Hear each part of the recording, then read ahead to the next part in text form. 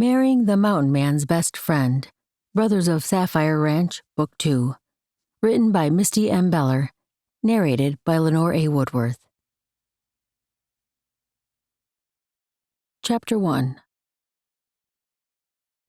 December 1868, Virginia City, Montana Territory. An icy wind whipped against Two Stone's cheeks as he strode along the row of shanties, aiming toward the one second from the end. Callum Morgan lived there, and if the man's plans had played out the way he hoped, his daughter would have joined him here in Virginia City by now. Two Stones gripped the leather pouch tighter. She must be a young woman, for Callum himself showed only a few gray hairs. Yet the man had said his daughter had suffered a loss, which was why she'd come to live with her father in this wild village of miners, and also why he'd asked Two Stones to find such a delicate gift. There weren't trading posts in these mountains that stocked blue sapphire pendants hanging on gold chains. He'd found the chain in Missoula Mills and a ruby brooch in Helena, so he'd had to go to the Coulter ranch for the right stone.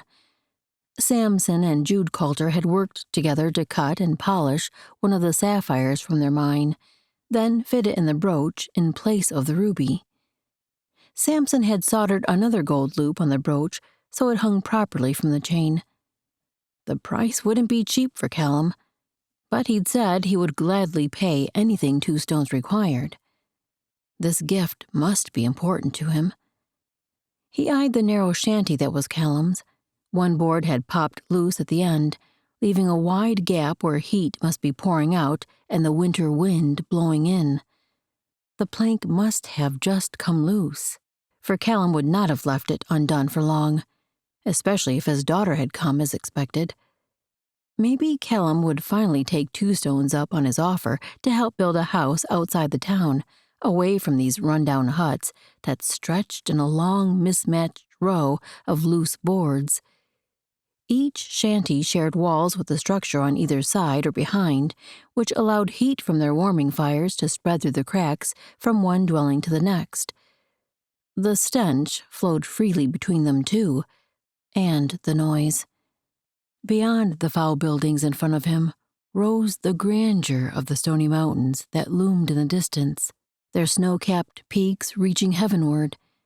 This picture of two places so different felt like his own life, split between the serene village where his Salish family resided and the raucous, unpredictable world of the miners he traded for. Neither was a home to him, never had been. The closest thing he had to a home was the trail between the worlds, and riding through these soaring mountains was where he spent most of his time. He moved to the door and reached for the latch string, but then paused. Callum was one of the few white men he knew well enough that he could enter without knocking, as was normal among his people.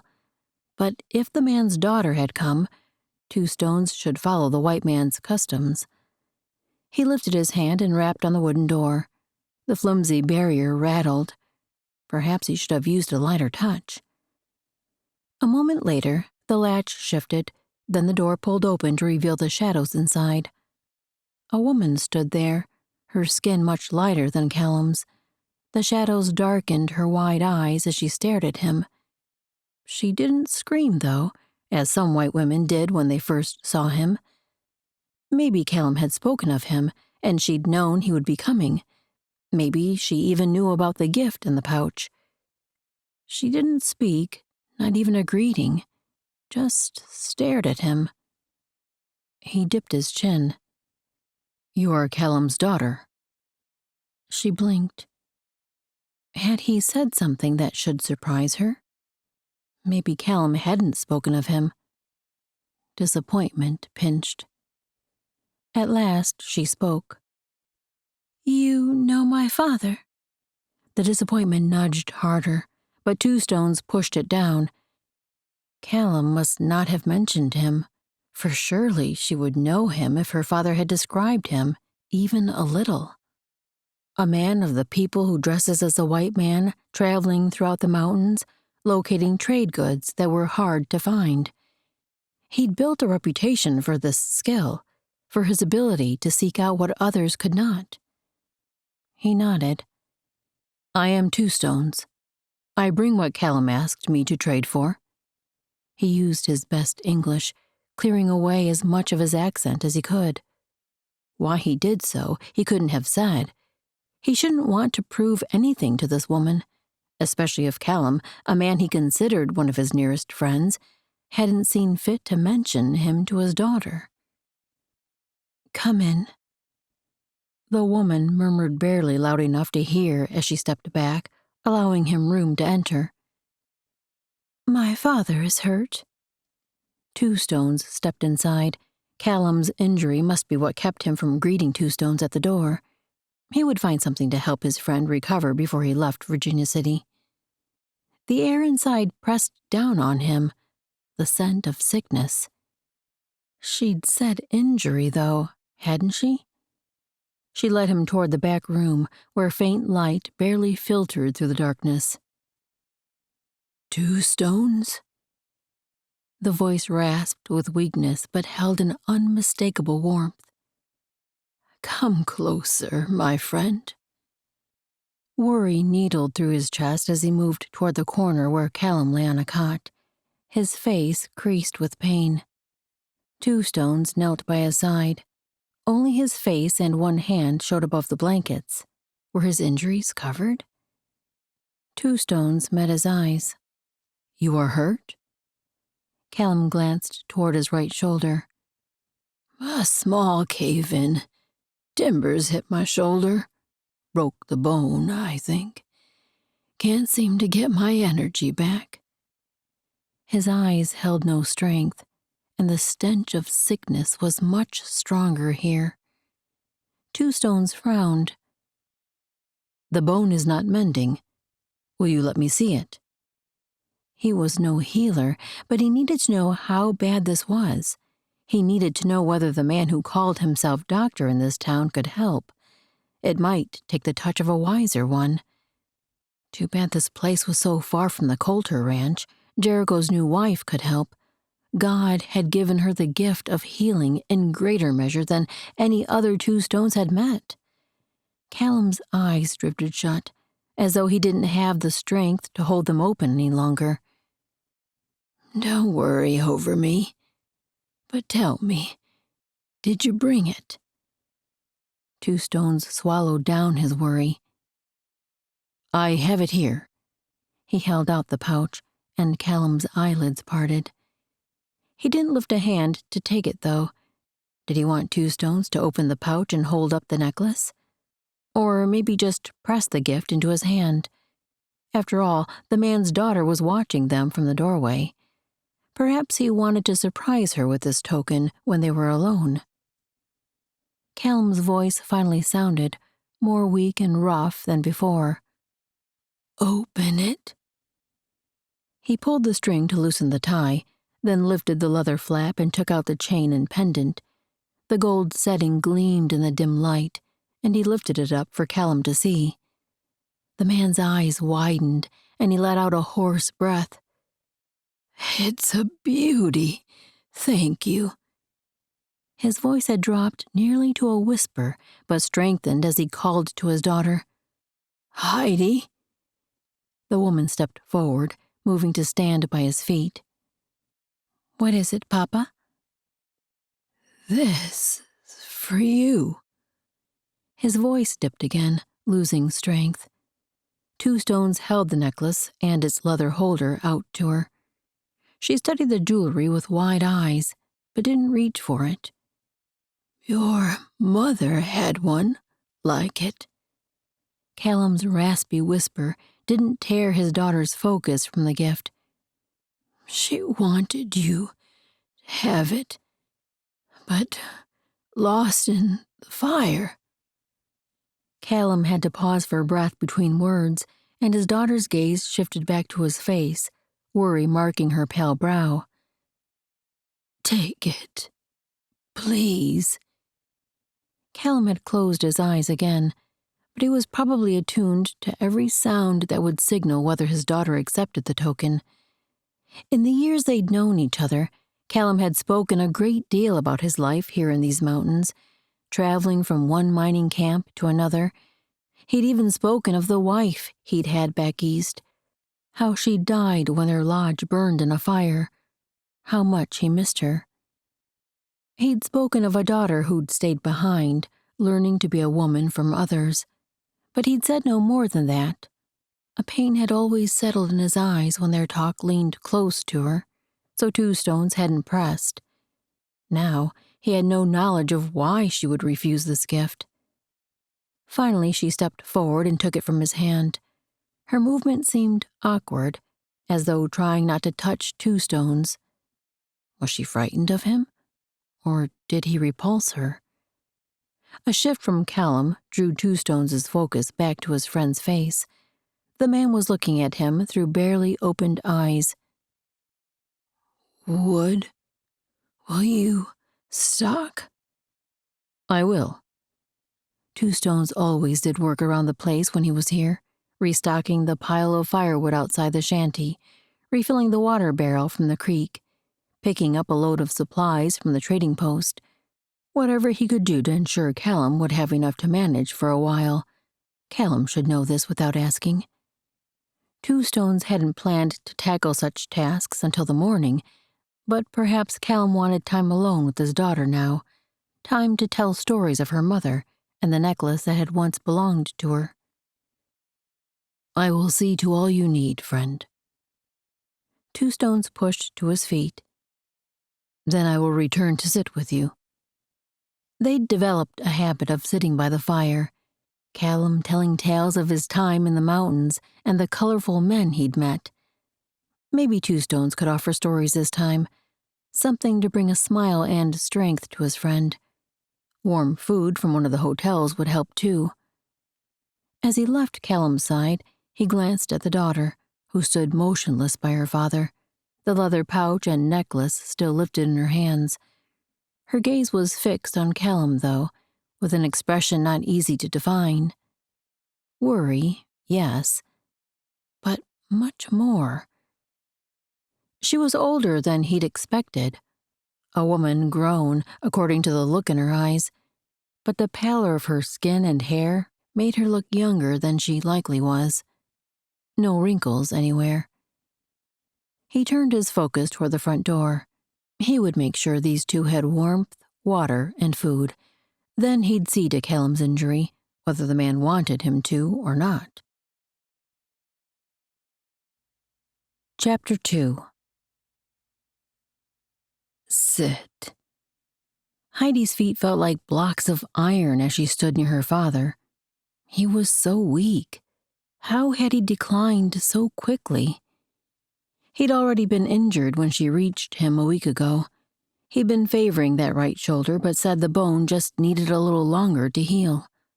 Over the next few days, it hadn't seemed to heal, and she couldn't tell how much pain he was covering.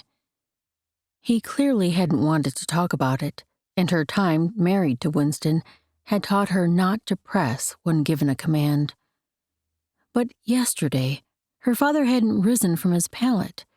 He'd allowed her to send for the local doctor, but the man clearly knew little about actual doctoring. He'd left a bottle of medicine and taken some of Papa's gold dust in payment. Today, her father hadn't even gotten up to relieve himself, and he wouldn't eat more than a few sips of broth. He wouldn't let her get the doctor again either, not that she could blame him there. Something had to be done. What, though? "Heidi, sit, please." His awful rasping whisper drew her from her spiraling worries, and she forced herself to obey, to sink to the ground beside his blankets. This hovel didn't even have a wood floor or proper beds.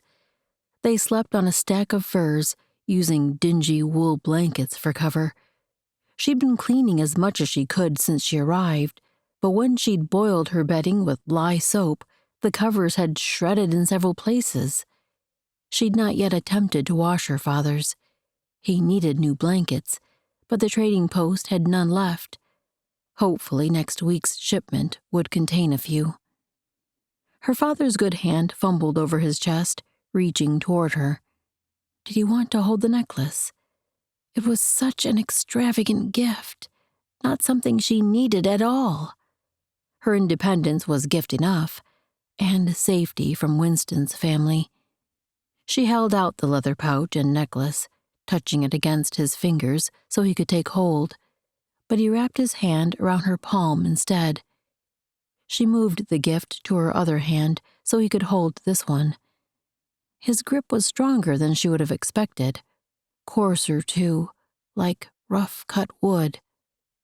Still, she hadn't held her father's hand in so long, not even at her wedding. He'd not been there to give her away, as he should have.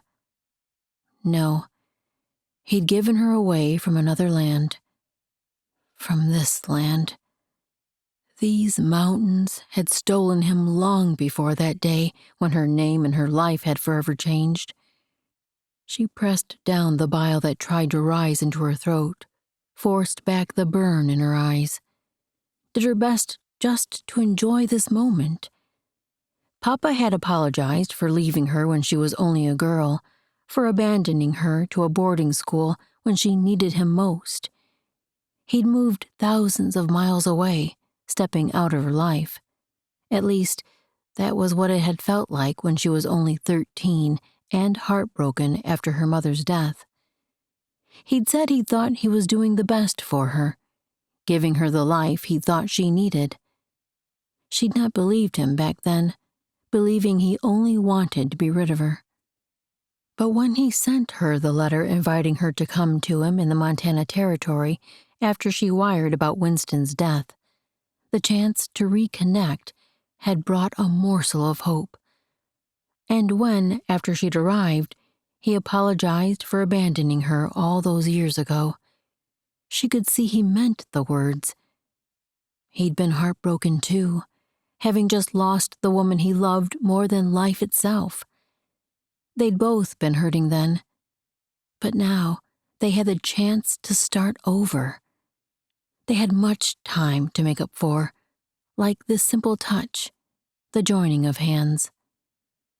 His throat worked, eyes parting, his mouth opened, dry lips cracking with the movement. Heidi, my girl. Even in that hoarse whisper, the words brought a new round of tears surging to her eyes. I am not long for life. She had to strain to understand him. Surely she'd not heard right. He thought he would die from a broken shoulder? The pain, and probably the effects of whatever had been in the bottle the doctor left, made him tired and weak. But he wasn't dying, was he? I want you to go with 2 stones. Her heart skipped a beat. Go with the Indian? To where? For supplies? It seemed unwise to leave her father here alone. He kept talking, though, and she leaned in closer. When I die. He paused often to breathe and rest. Do as he says. He's a good man. Trust him. Dread twisted her middle. Papa really thought this was his end? You're not dying, and don't worry about me. She was finally getting the chance to build her own life the way she wanted. You can't stay here. His chest barely rose and fell when he breathed. Not safe. She kept her mouth pressed so she wouldn't argue with him. She could protect herself, and surely he wouldn't die. She needed to find a real doctor for him. She gave his hand a gentle squeeze. I'm going to inquire about a different physician. You'll recover. I'll make sure of it. She tried to pull away, but his grip tightened. No. He croaked the word, and it seemed to take everything in him. She stilled. Papa! What could she say to ease his fears? Promise me. He opened his eyes farther now, his grip on her hand still tight. Promise me, Heidi, you'll go with him. His eyes were nearly wild, desperate for her answer. Despite his weakness, he'd infused his voice with strength she couldn't ignore. She swallowed. She had to say yes, even if she didn't mean it. If she found a chance to build her new life in a nearby town, maybe she could pay 2 stones to accompany her. So she nodded. I will. He held her focus another heartbeat, then eased out a rasping breath. The air seemed to take away half of his substance, too, leaving him only a shadow among his blankets. Bring 2 stones here, please. 2 stones dropped the armload of logs on the ground beside the stack, then reached down to organize them neatly on top of the others. 4 more loads tonight at least, then he could bring more in the morning before he left.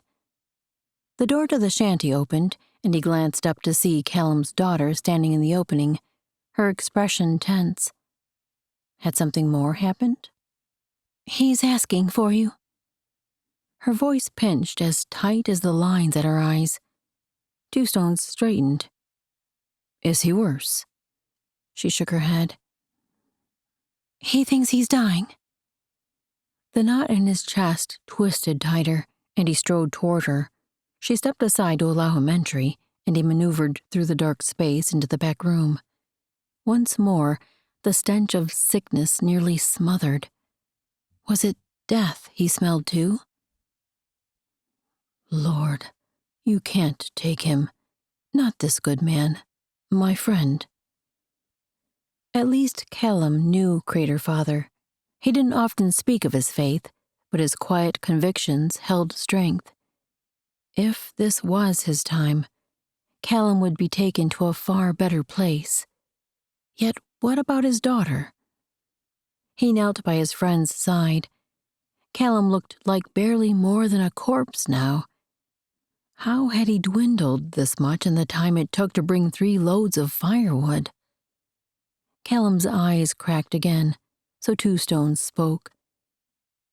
I am here, my friend. What is it you need? The lines of his face shifted, like he was mustering the strength to speak. Callum's gaze flicked toward the doorway. 2 stones looked back that way, but the man's daughter wasn't there. A wheeze brought his focus back to his friend. Heidi, please, will you marry her? 2 stones frowned. He must not have heard right. Speak the words again. I did not hear. He leaned closer, edging his head sideways so he could better hear and still study Callum's lips. Callum blew out a hoarse breath with the first words, but they were louder than before. Marry my daughter, please. Make her your wife. Take her to live in safety. The air lodged in 2 stones' chest. Marry Callum's daughter? Take her as his woman? He'd hardly spoken to her, and he was an Indian, a Salish warrior, though his own people rarely seemed to think of him so, since he spent so much time among the white men. What kind of life could he offer a woman? And she'd just come into this land, and from a very different place. She wouldn't know his ways. Likely she wouldn't even want to enter his world. But as he looked into Callum's eyes, the desperate fear gripped his throat. This was a dying man's last wish. Whether he wanted a wife or not, he could agree to take care of Callum's daughter. She wouldn't be safe in this den of rowdy miners.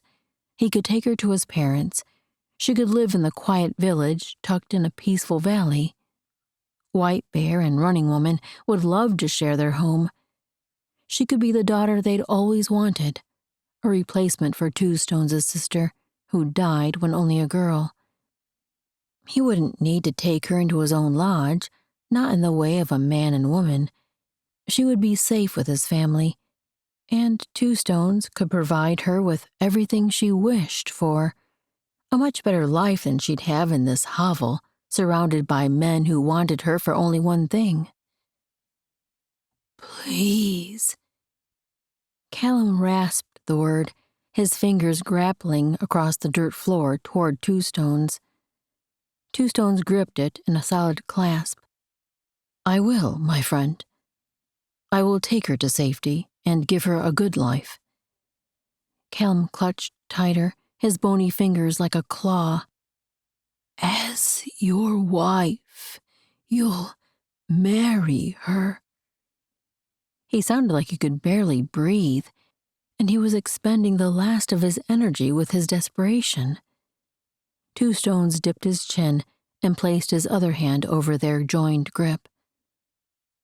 I will, as my wife. Callum eased, but only a little.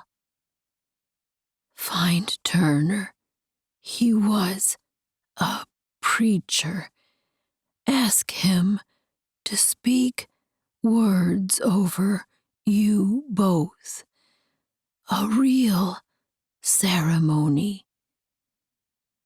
Two Stones swallowed down the roiling in his belly. Callum was making too much of this. Two Stones would see his daughter to safety, see that she had a good life. Why did he wish the marriage ceremony to be such a significant part? I will marry and give her a good life as my wife. Rest easy. Callum's eyes opened a little wider, pinning Two Stones with their earnestness. A real ceremony. He had no choice except to dip his chin again. I will find Turner and ask him to speak the words of promise. I will make sure your daughter is safe and happy. Callum's eyes finally closed, the fire fading from his features along with the color. But he managed a few final words in that hoarse whisper. I trust her to you. Chapter 3. Heidi couldn't help the anger coursing through her from the request she'd just heard her father make of Two Stones, yet panic wove with the emotion, propelling her forward. He was lying so still, almost lifeless. She dropped to her knees by her father's head. Papa? He couldn't have died, surely, yet he was so pale, unmoving. She pressed her fingertips to his neck, the action bringing back a memory too fresh. She'd done the same thing to Winston.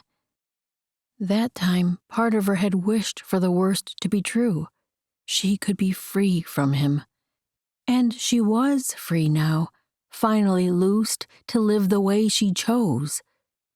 This wasn't the way it was supposed to happen. Father wasn't like Winston at all. She could be free and live here with him. She finally had a chance to start fresh with her father, and she didn't want him to leave her again. She forced herself to focus on the sensation under her fingers. Was there any movement? Anything at all? Nothing. No thrum in his neck. No lift of his chest. She gripped his uninjured shoulder and shook it. Papa? Her voice rose with the panic flaring inside her.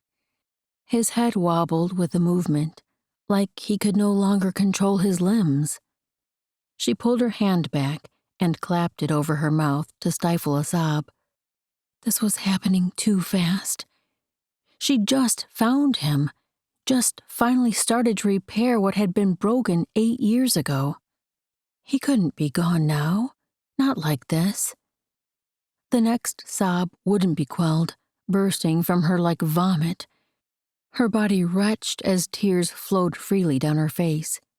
She lowered her head to rest on her father's arm, covering her mouth to hold back her moans. The scent of sickness and death clung to everything, too much like Winston. She couldn't bear it. A presence approached behind her, and a hand landed on her shoulder. She ignored it, pinching her eyes shut. But when the grip continued, she looked up at Two Stones. He knelt beside her, his expression grave. "I am sorry." Her breath expelled in a sob, and she couldn't speak. "I will prepare him for the burial." She nodded, but only because she had to. In truth, she didn't want to prepare for anything. She wanted her father back. The weight of Callum's request pressed on Two Stones' chest, making every breath a challenge as he stood beside Callum's daughter at the graveside the next day. They'd prayed over the grave, or rather, he'd prayed at her request. He'd like to use these final moments to remember the man, or maybe share his own pain with the Lord. But he couldn't wrench his thoughts from what lay ahead. Callum's daughter turned from the mound of dirt and the cross marking one end. Two Stones followed, moving beside her, toward the shanty. She walked slowly, as though she knew this was the time for words to be said. The cold wind whipped across the open land between this yard of graves and the shanties lining the edge of town. He slid a look at her. She studied the ground, the skin around her eyes red. She wasn't crying now, though. Some might honor her for holding back tears, but it did not feel right in his spirit. Callum had loved his daughter. He'd been a good man, a good friend. He would be missed in this world, though he'd been welcomed into a much better land. His daughter should mourn him now, as she had when he first passed. Perhaps she would let herself do so again in time. The moment had come to tell of the promise he'd given her father. "Lord, give me strength." He swallowed to prepare himself. "Your father asked a promise of me." Her head jerked toward him. Before he could check her expression, the intensity of her voice made her thoughts clear. "You are relieved of your promise? My father clearly didn't know me well." Her eyes flared, and her chin came up. "I don't need your name or your protection. I can care for myself. I came out here to forge my own path, not to subject myself to another man." The weight pressed harder on Two Stones' chest, wrapping around his throat now, too. She must have heard Callum's request. Or maybe she only assumed her father had asked Two Stones to watch over her. He should make his responsibility and his intentions clear. He tried to meet her gaze, but she glared steadfastly toward the town ahead. He spoke anyway, keeping his voice kind and steady. "I do not wish to make your grieving harder. Your father asked me to take you as wife. This was his strongest wish, and he would not rest easy until I gave my promise." She flinched, like she was gathering to fling angry words at him, so he pushed ahead quickly. "I will take you to Turner, the man of God, as your father asked. But after that I will not act as a man with his wife. We will go to my people, a quiet village in a valley rich with game and all we want. You will be safe there. My parents, Running Woman and White Bear, will welcome you to their home. I will make sure you have all you wish, and you may live free of me. The only time you will see me is when I ride into the village to bring you supplies. We will be as friends only." He paused, waiting for her to say something, but she only stared ahead, her eyes unfocused. Finally, the same words came out again, but in a much quieter tone. "You are relieved of your promise. My father didn't know me very well." Even if she refused, that didn't mean his promise could be forgotten. Callum must have had a reason for pressing so hard for the ceremony. He glanced toward the town. The shouts and music from the saloons had already started, though the sun had only just begun to slip behind the western mountains. A shot rang across the distance. Two Stones' middle clenched. Gunshots sounded so often in this place that he'd learned not to flinch anymore. But tonight was different. Tonight, he was responsible for a woman's safety. And this place would offer her nothing but danger. Callum was right. Two Stones had to take her away from Virginia City, and marrying was the only way to do it correctly in the eyes of other white men. Even he knew this. Maybe he could explain it better, so she would understand, too. He took a deep breath, steeling himself to continue. This town has men who will think you do not belong to anyone, that they can do as they wish with you. But if we are married, none will bother you. I will not force you to do this, but I made a promise to your father, and I give you another promise now, to keep you safe and to give you anything you wish. You want to live a life with no man speaking over you. Allow me to keep my word to your father, and I will give you this life in the village of my people. I will give to you and take nothing. Your life will be your own. She studied him, her gaze cool yet piercing. He met the look, doing his best to let her see she had nothing to fear in him. At last she said, I think you are a good man. I see why my father trusted you. Her voice gentled a little, yet kept its determined tone. Even so, I wish to stay here. My father is gone, but if I could speak with him, I would have him take back his request, to absolve you of the promise you made him. He's not here, so you'll have to accept it from my own mouth. You are free from your vow. You can go on your way. Thank you for being such a good friend to my father. With a firm nod, she turned and strode toward the shanties. The ramshackle row seemed to sag deeper into the earth, as if sharing the weight of sorrow for Callum's loss. Two Stones let her go, but he couldn't accept her words. Callum must have known his daughter would be contrary. That was why he'd been so insistent. Two Stones would have to approach it a different way. Maybe with time spent in prayer, the father would show him what was best. As Heidi trekked along the main street of Virginia City the next morning, where most of the businesses resided, the air hung thick with the aftermath of a rowdy night in the saloons.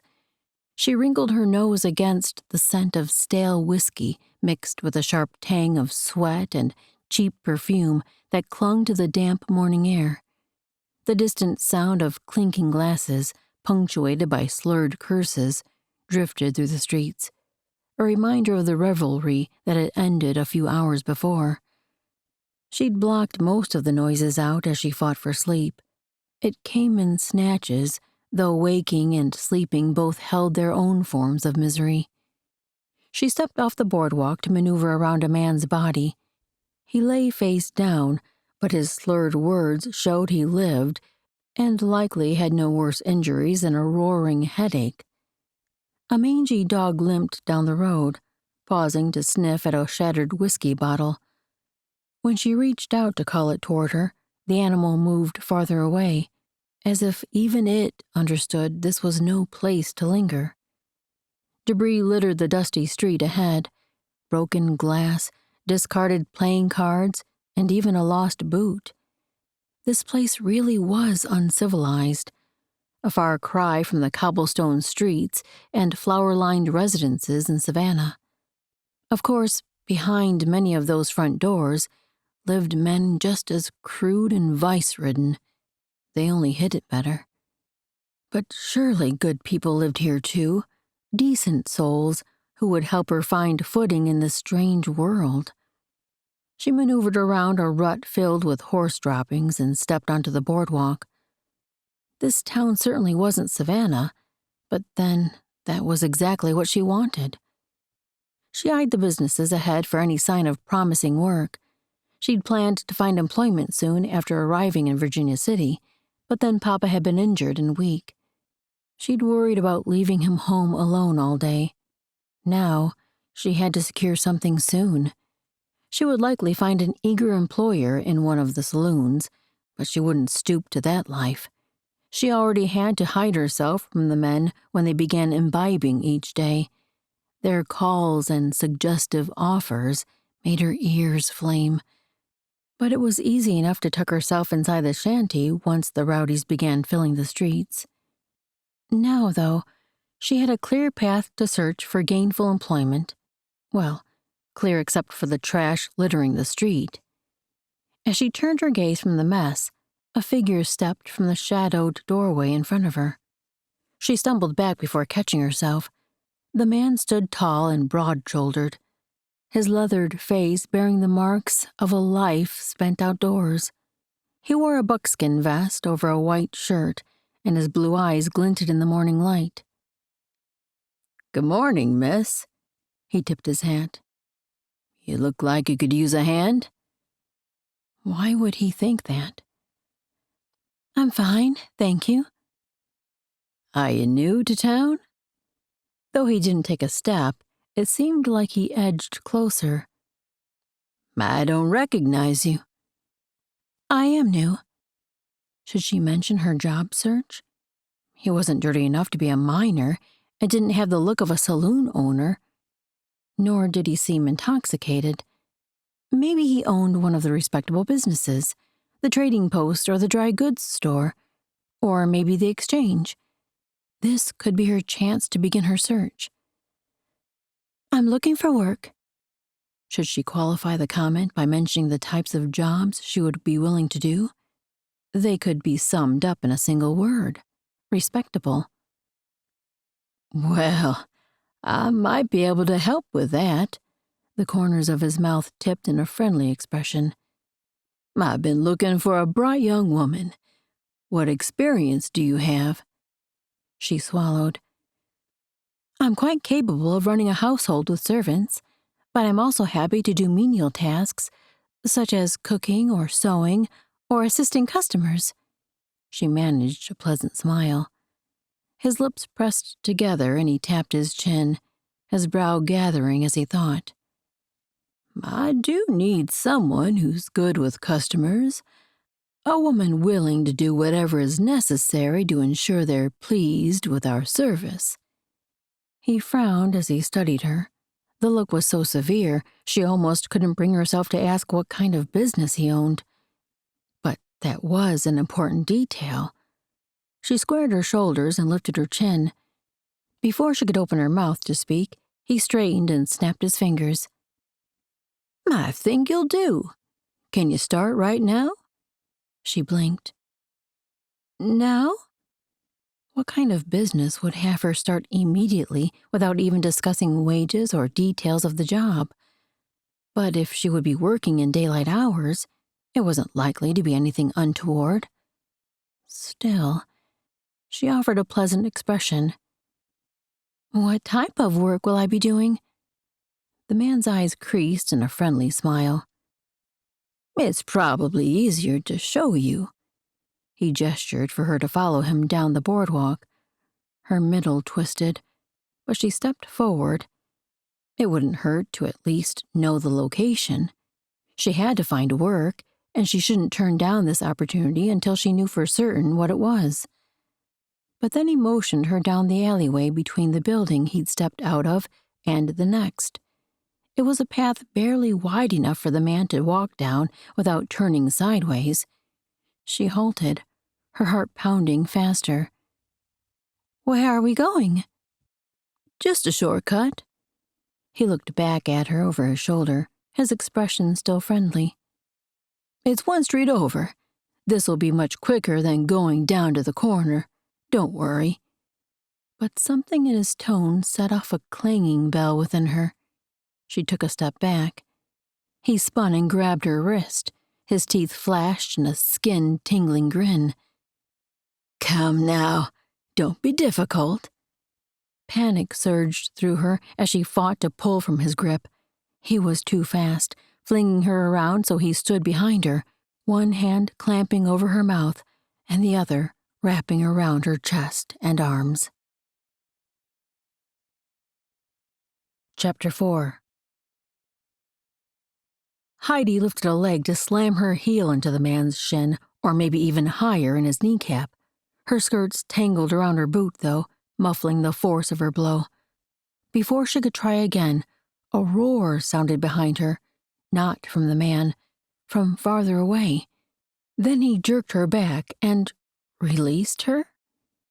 She scrambled forward, spinning to see what had happened. Her attacker was on the ground, a figure looming over him with hands wrapped around his throat. 2 stones.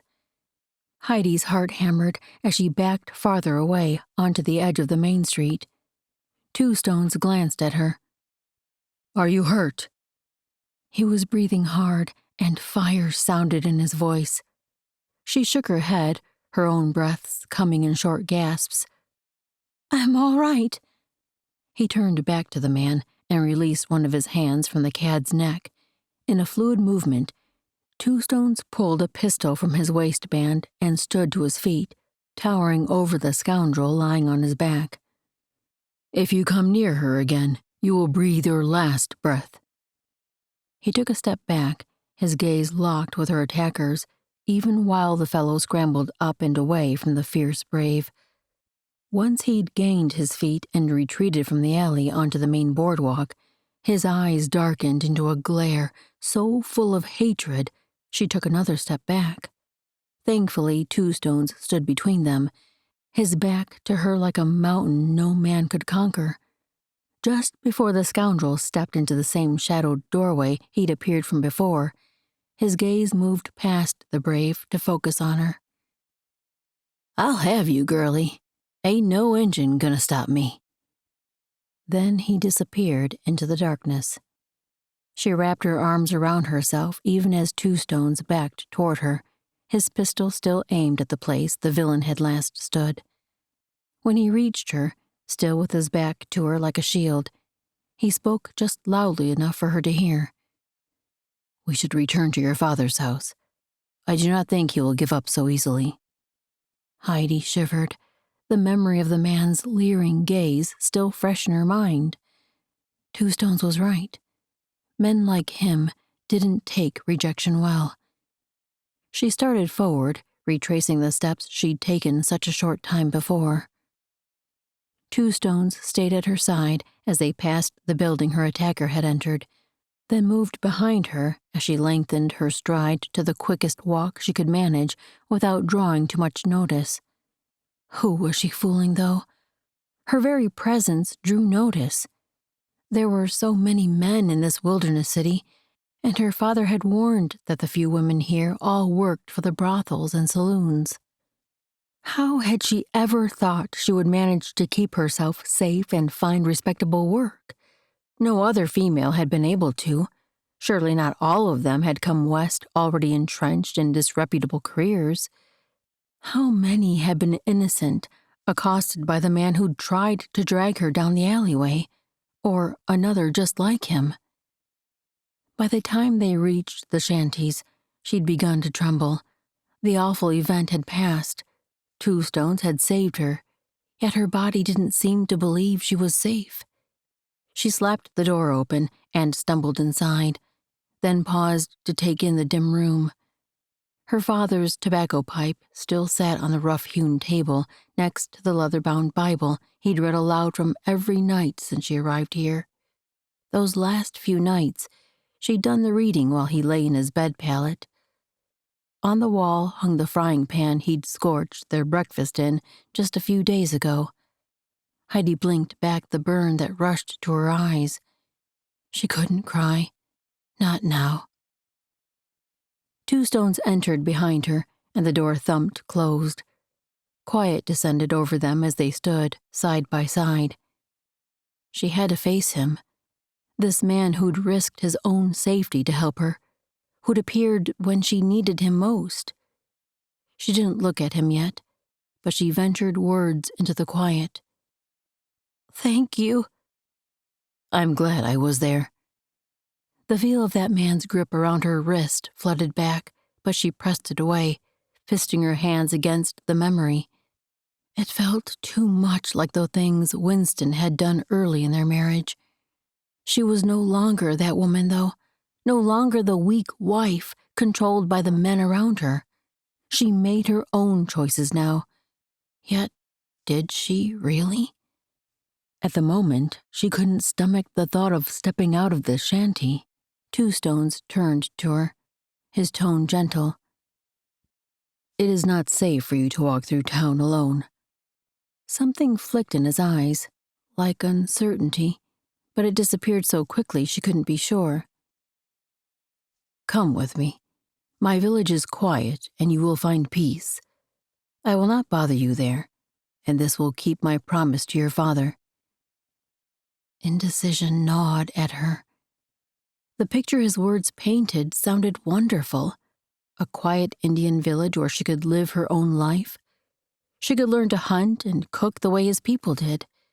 It would likely be vastly different from what she was accustomed to, but if it allowed her a peaceful life where she was fully in control, it might be quite pleasant. But, will your people accept me, a white woman, or will they wish me to leave? She wouldn't go where she wasn't wanted. He nodded without hesitation.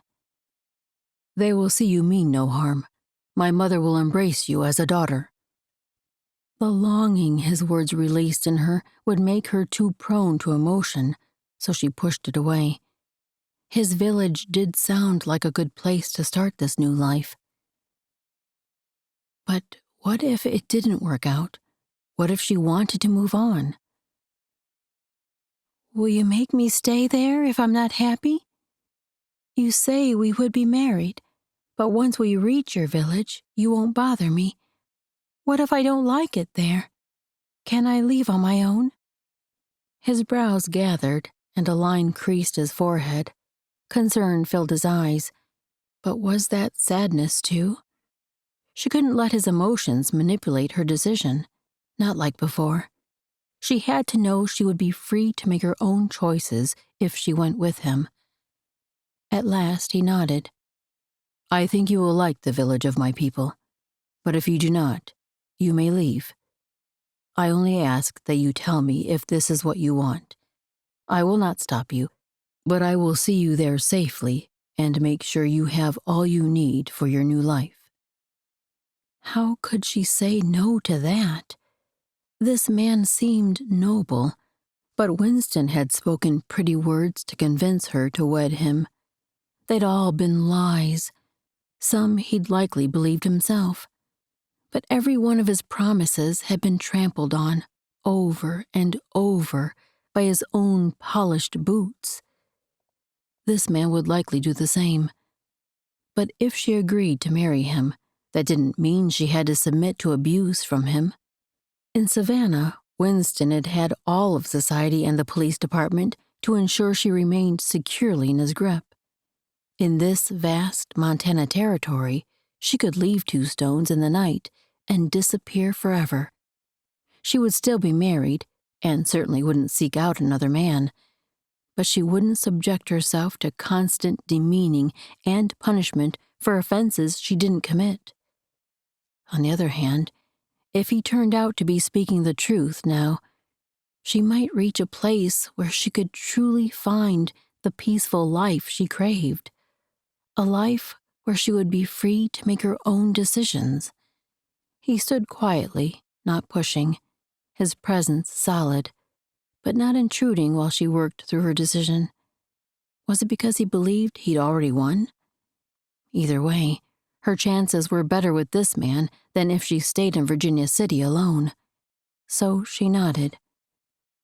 "All right, I'll come."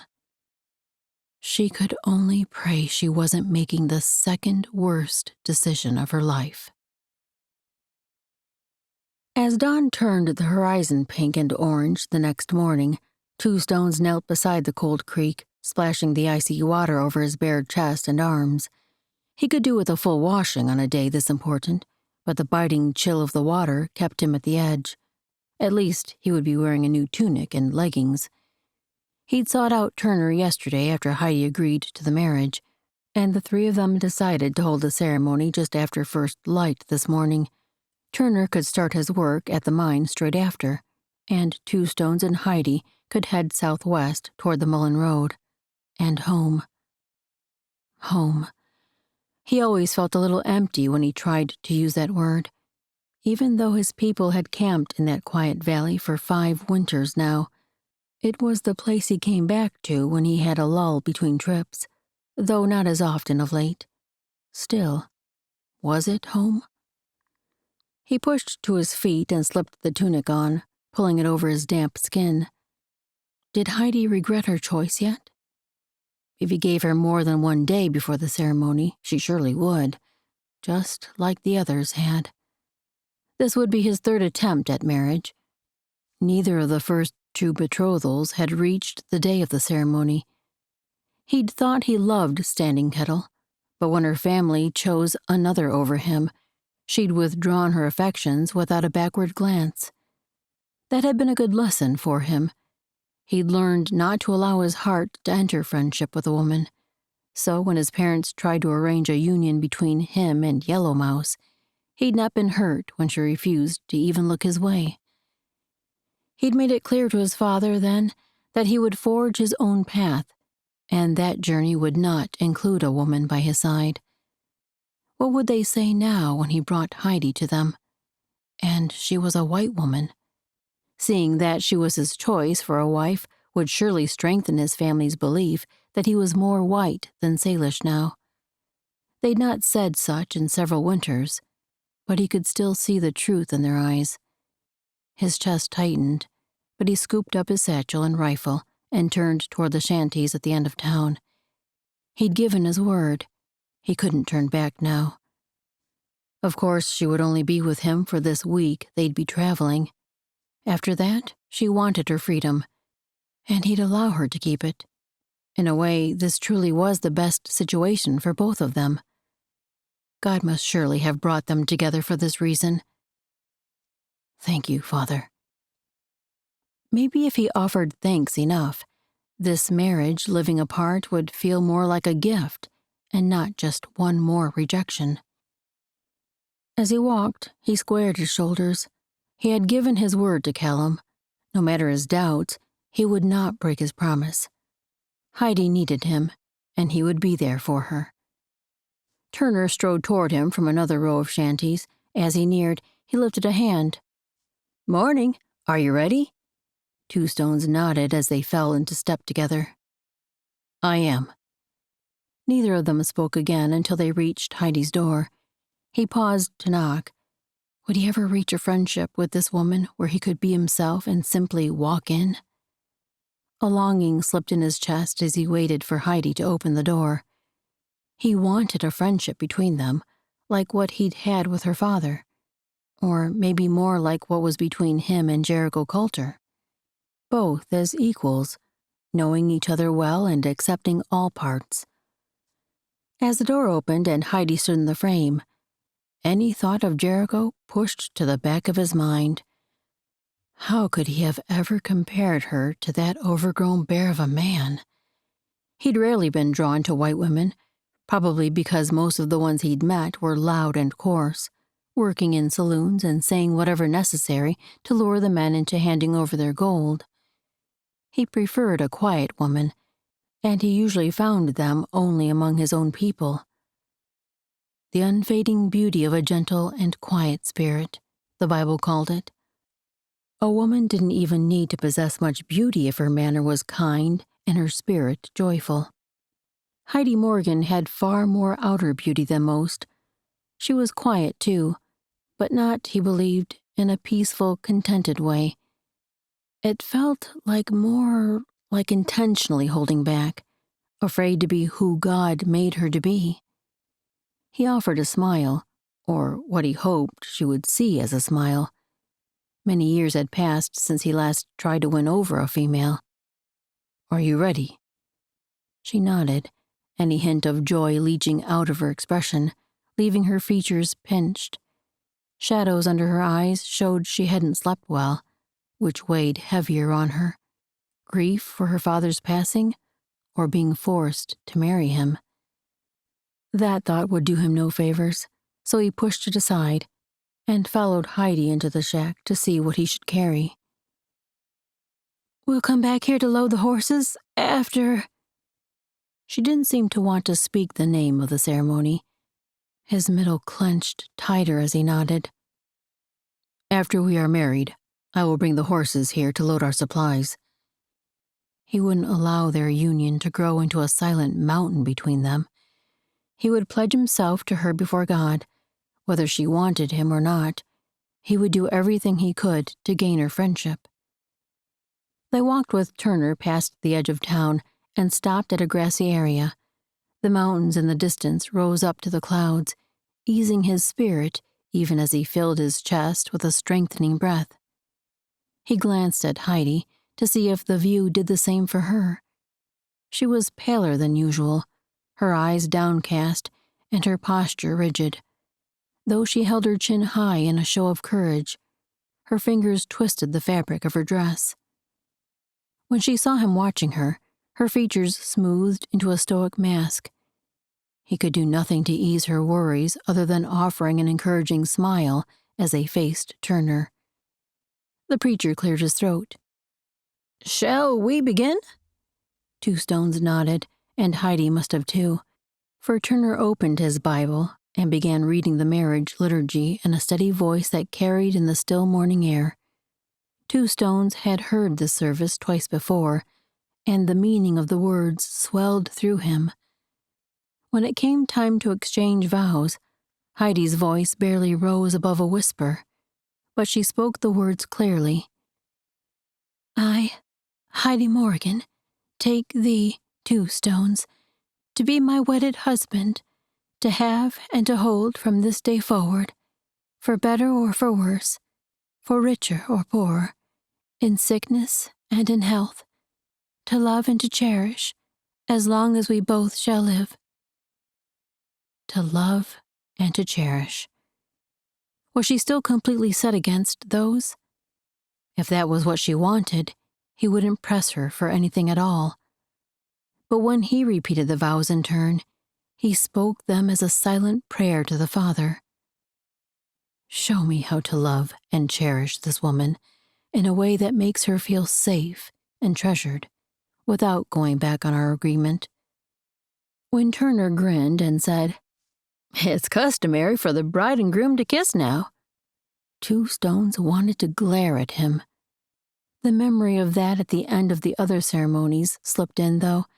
He couldn't shame Heidi by refusing, yet by the wariness in her gaze, he feared she'd bolt faster than a frightened fox. He took one of Heidi's hands instead and lifted it to press a kiss to the backs of her fingers. It seemed the only way to keep his distance and still honor her. The relief easing her face showed he'd chosen right, and the corners of her mouth even curved in the slightest of smiles. Maybe this wouldn't be as hard as he'd imagined. The two of them might be walking into an unknown future, but if they worked at it together, they could make a good life. He would do all in his power to make sure she never regretted choosing him. Chapter 5. Finally, they'd put Virginia City behind them. Heidi couldn't even see the town now that she and Two Stones had crested a slope and were descending the far side. Clusters of lodgepole pines dotted this side of the mountain, but she could see through gaps to the long valley below. Other than the clops of the horses' hooves and the squeak of the saddles, the only sounds of life were the occasional cries of a hawk circling overhead, probably searching for rodents among the trees. Two Stones hadn't spoken since they rode past the last mine outside of Virginia City. Was he lost in his thoughts, or did he always ride in complete silence? She didn't like much talking either, but she couldn't stand days of this. Also, she needed to know more about what lay ahead in their journey. She could no longer follow a man blindly. That had become the only way to survive life with Winston, but she had control of her path now. If she chose to set out on her own, she needed to know more details. When the trail leveled off a little, she ventured a question. "How far until we reach your village?" It was several days at least, but she didn't know exactly. He eyed the skyline ahead. "A week." Then he slid a look at her. "My people measure time in sleeps. We should reach my parents in 6 sleeps." He turned forward again. "If the weather doesn't slow us. The sky speaks of snow. I do not know how much." She jerked her gaze upward, pulling her coat flaps closer together. Already the thick wool wasn't keeping out the cold as well as she'd hoped. She and Papa had planned to get her a fur coat from the trading post in Virginia City. She should have thought to do that yesterday. In truth, she'd not been able to think of much, not with her father's burial and then her impending marriage to a Salish brave. Even now, thinking those words made her situation and her decisions seem too ridiculous to even contemplate. But as she glanced over at the strong, steady profile of the man riding beside her, a peace eased her spirit. She'd taken a step of trust with him. Of every man she'd ever met, he was one of the few who just might not fail her. His voice interrupted her thoughts. "Before we reach the village, we'll stop at the ranch of my friends. The Coulters are brothers to me. Jericho has married a doctor, and she asked me to bring medicine from Virginia City." She studied Two Stones as a flurry of questions whipped through her. The names sounded like they belonged to white people. A bond as close as brothers? How had he come to know them? And a woman doctor? That was even more unusual. Had she set up a practice in the wilds of the Montana Territory? Apparently so, if she had sent for medicine. Two Stones looked her way, drawing her from her thoughts once again. "We'll reach them just before Christmas. We can stay a few days if you wish. Dinah and her sister will be happy to meet you." Christmas. How could it only be a week away? She'd been relieved to reach her father in time to celebrate with him. She'd planned to cook his favorite foods. Two Stones still watched her, his expression a little hopeful as he waited for an answer. She nodded. "Christmas with your friends will be nice, if that's what you want. Will your parents want you home? Or do they celebrate Christmas?" Two Stones had made it clear in various comments that he shared her father's faith, so that was likely why he observed the holiday. But if his parents weren't Christians, they might want nothing to do with it. He shrugged. "They do, but it is not the feast the white men have on that day. They are used to me sharing the meal with my brothers." "That's good." She wasn't sure what else to say. Clearly, his faith meant a great deal to him, and familiar Christmas traditions would be nice. The terrain steepened again, and she had to rein her mount behind his to maneuver the slope. Two Stones continued talking, though, speaking of the Coulter family. 6 brothers, he said. Jericho was the oldest, the one who'd recently married the doctor. The doctor's sister and her young babe also lived with them, as well as the Coulter brothers' niece and nephew, who sounded like they must be school-aged. She did her best to memorize all the names, but Two Stones said little about what each was like. Would the two of them be expected to share a room in that house? She could perhaps manage that, but what about the same bed? The numbing thought stopped her breath. He would introduce her as his wife, no doubt. Would he also explain they slept separately? Her heart hammered, but she breathed a slow breath in. As long as Two Stones honored his promise and didn't try to touch her, she could manage. And if he did cross the line, she would have her father's pistol ready. She tapped her coat pocket where she'd tucked it so she could reach it easily. If he indulged in strong drink or some other vile thing that made him less trustworthy, she would be ready to defend herself. The first flakes drifted down an hour after they left camp the following morning. Heidi scrunched her nose as another crystal pricked her skin with an icy poke. Two Stones had said he expected snow this day before the sun reached its zenith. Those were some of the only words he'd said during their quick meal before they'd packed their bedding that morning. He'd been a gentleman through the entire experience of camping with him. He managed the animals and bore the brunt of the work to unload their supplies. She'd cooked a simple meal over the fire he made, but he'd carried the water for her, along with load after load of firewood. Bedding down had been awkward, at least for her. He'd not shown signs of feeling the same. Because of the lay of the land, their blankets couldn't be on opposite sides of the fire, as she'd hoped, but they'd been positioned end to end, with enough space between them that she couldn't have touched him if she'd tried. Once he lay down in his furs, he never rose again until the first gray of dawn lightened the eastern sky. She'd lain awake several hours, listening for any rustle that might signal he was coming to her. But that sound never came, and at last, her weary body succumbed to the call of sleep. She kept her gaze on him now, riding ahead and a little downhill. Already the flakes were thickening to a curtain, though each was still small. He'd not said anything about stopping when the snow came, so he must intend to continue despite the weather. As they left the shelter of the mountain they'd descended to ride through a pass between two peaks, the wind picked up, swirling the ice pellets and sliding them into all the openings of her coat. She shivered as another gust crept down her neck, seeping into her bones. Ahead of her, Two Stones raised his hand for a halt. He reached around to the bundle of bedding he'd fastened behind his saddle. He must need to retrieve something. Her horse shifted beneath her, stomping a hoof as they waited. She patted the gelding's neck. He must be one of Two Stones' animals, for he had similar markings as his mount and pack horse. Dark coat with flecks or small spots of white across its rump. She'd not seen markings like these back east. Two Stones pulled out one of the fur coverings he used for sleeping and held it out to her. "Wrap around you for warmth." She hesitated. Use his bedding? The fur looked soft from many nights tucked around him. It likely carried his scent, too. But she'd begun to shiver more than she could control, and she would only grow more miserable as the snow dampened her wool coat. So she accepted the offering. "Thank you." The pelt was even softer than she'd expected.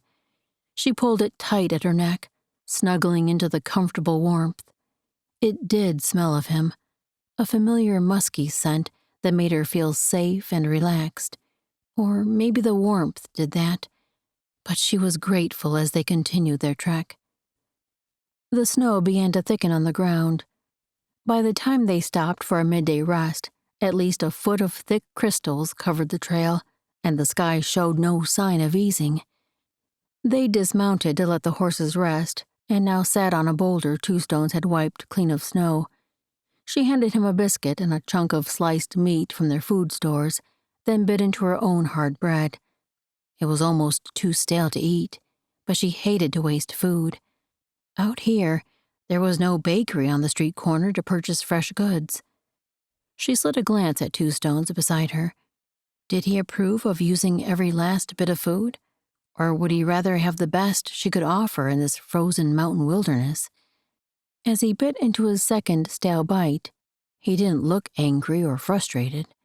In truth, he didn't seem to be thinking about the food at all.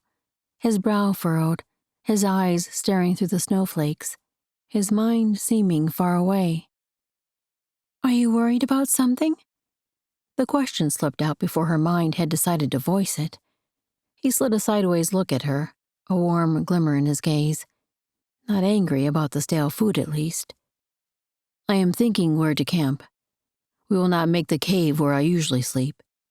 He turned forward again, his focus shifting back to that distant place.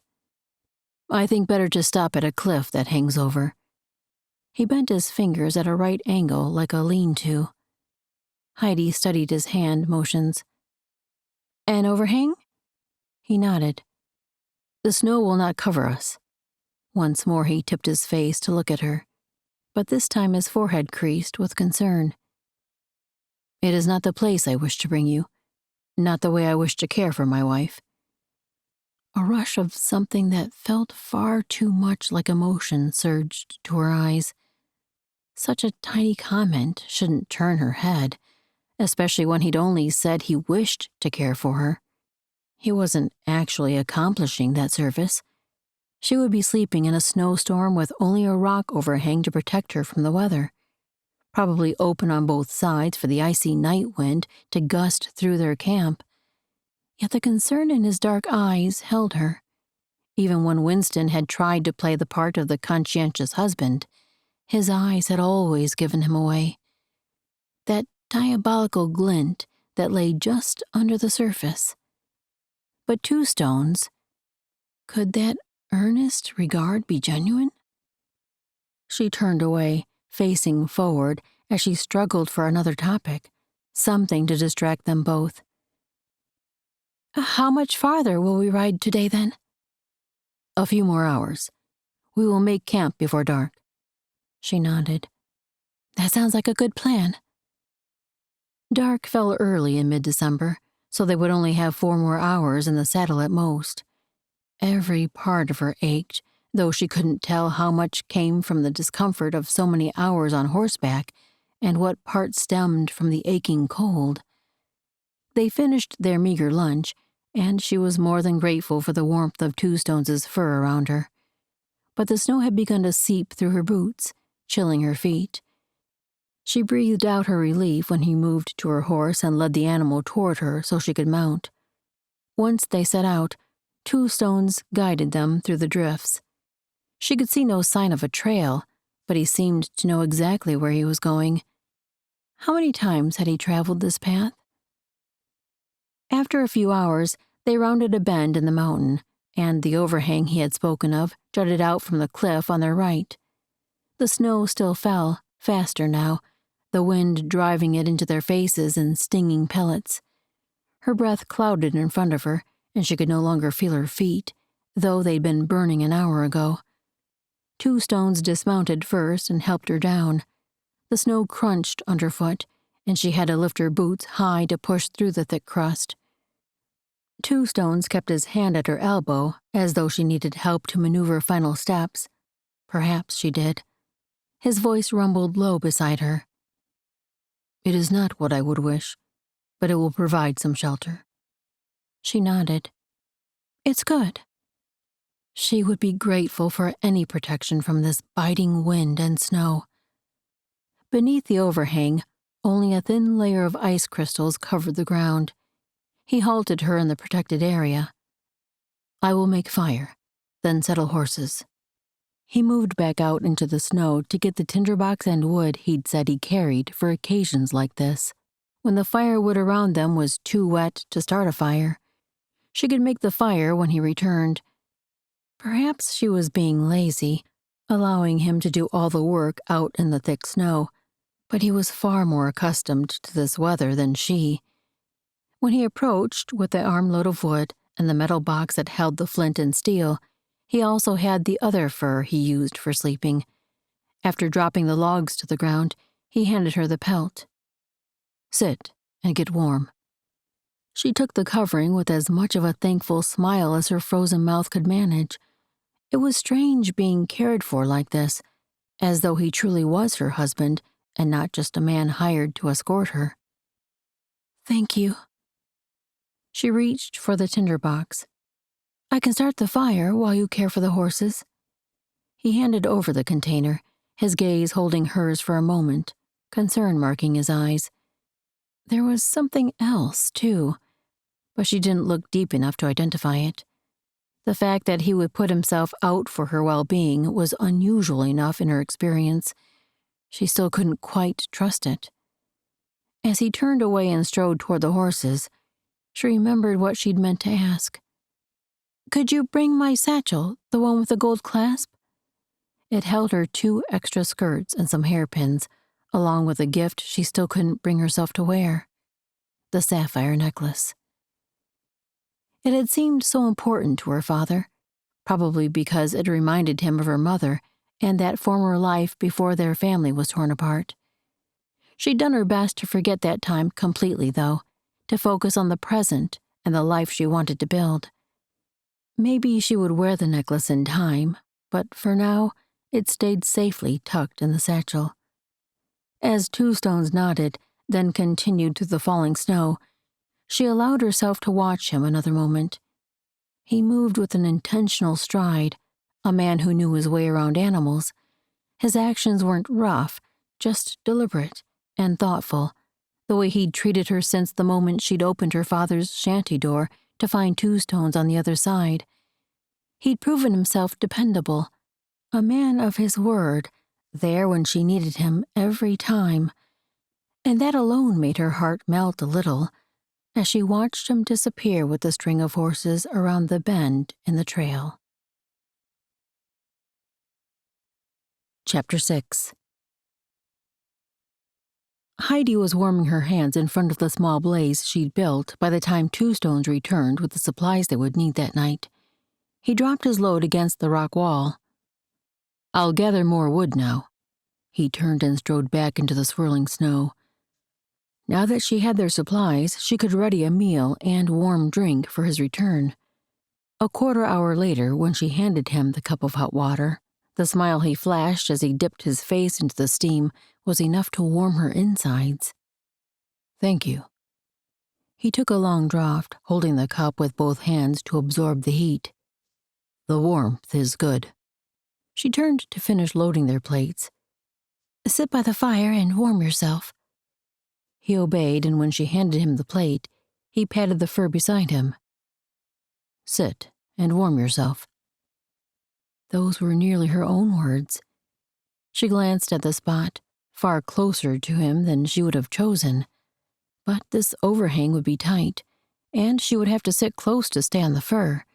She didn't relish the idea of sitting on icy stone. So she eased down beside him with her plate, keeping the soft fur he'd given her earlier tight around her, like a cloak. As she ate, shivers coursed through her, and she leaned toward the fire. The icy wind still found its way under the rocky overhang, chilling her to the bone. She glanced at Two Stones from the corner of her eye. His frame blocked some of the wind. If she scooted closer, he could protect that full side, and she could glean some of his warmth. She shouldn't be so forward, though. Yet when another gust swept through their makeshift shelter, she pushed aside her qualms. She might freeze to death before this night was over if she allowed her pride and propriety to choose. As she leaned against his arm, he didn't seem surprised at all, just eased closer, shifting his shoulder so his hand rested behind her, not wrapped around her waist as a suitor might, but propped on the ground, allowing her to shelter nearer his side. The howl of the wind kept their silence from turning awkward. They were both still eating, too, and she took small bites to make the meal last longer. When the food was gone, she pulled her fur tighter around her, closing off any gap at her neck as she snuggled deeper against his side.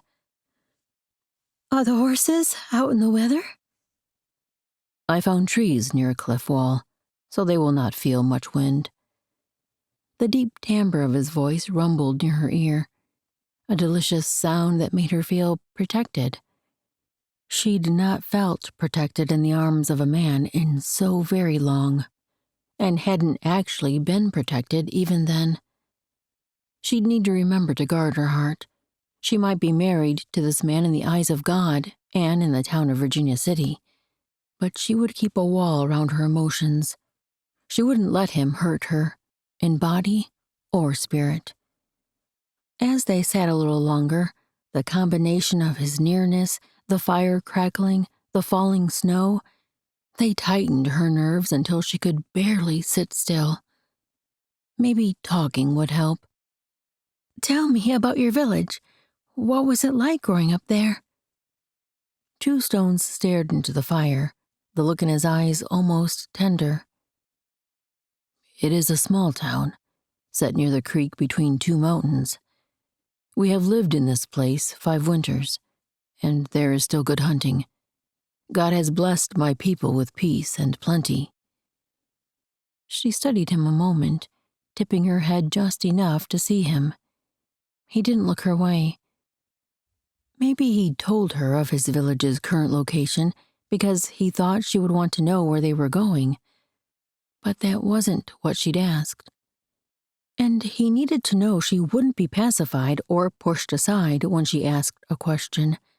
Not anymore. "You paint a lovely picture with your words." At least she hoped so. "But if you've lived in that valley for 5 years, where did you camp before that? Where did you grow up?" He slid a look her way. It didn't seem to hold annoyance, but not humor either. He focused on the fire again. "We moved nearly every year, always searching. Sometimes the game would leave us. Sometimes the snows would be too heavy. Our people dying from the cold, even with the animal skins. The Blackfoot and Grovant, they pushed us from the good camps, from the places of shelter and plenty." He paused, as though he was back in that time, staring at a memory that darkened his mood, even years later. Would he share it? Should she prompt him? As much as she wanted to prove she was strong and capable and not willing to cower to a man, she wasn't sure she had the courage to push if he didn't offer the story on his own.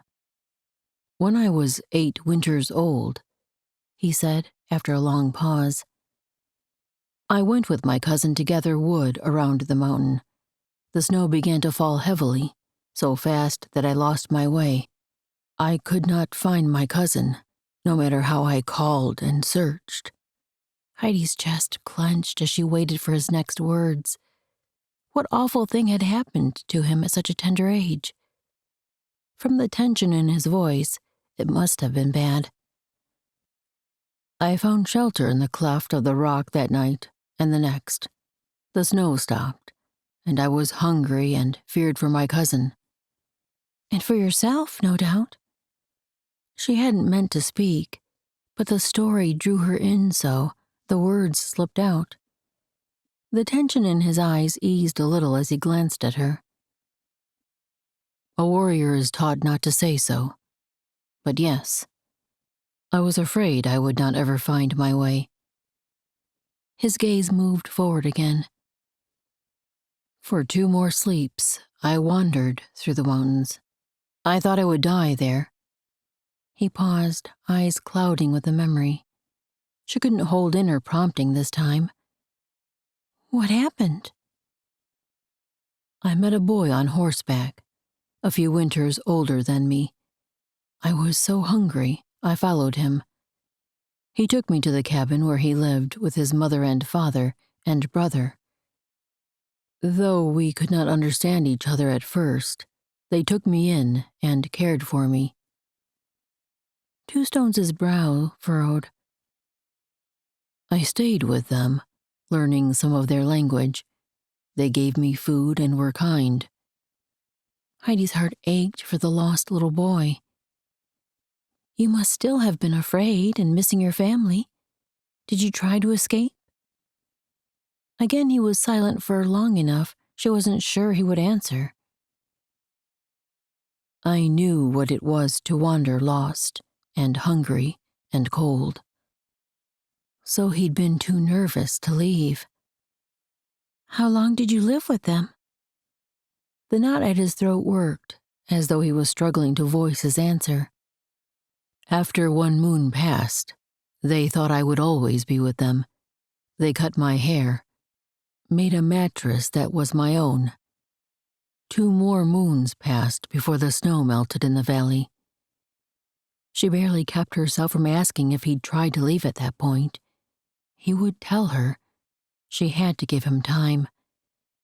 As though he could hear her thoughts, he spoke again. "My uncle found me when I was with the older son, hunting. He told me to come with him, and would not let me tell the boy that I was returning home." Something in his tone wrapped a longing around her.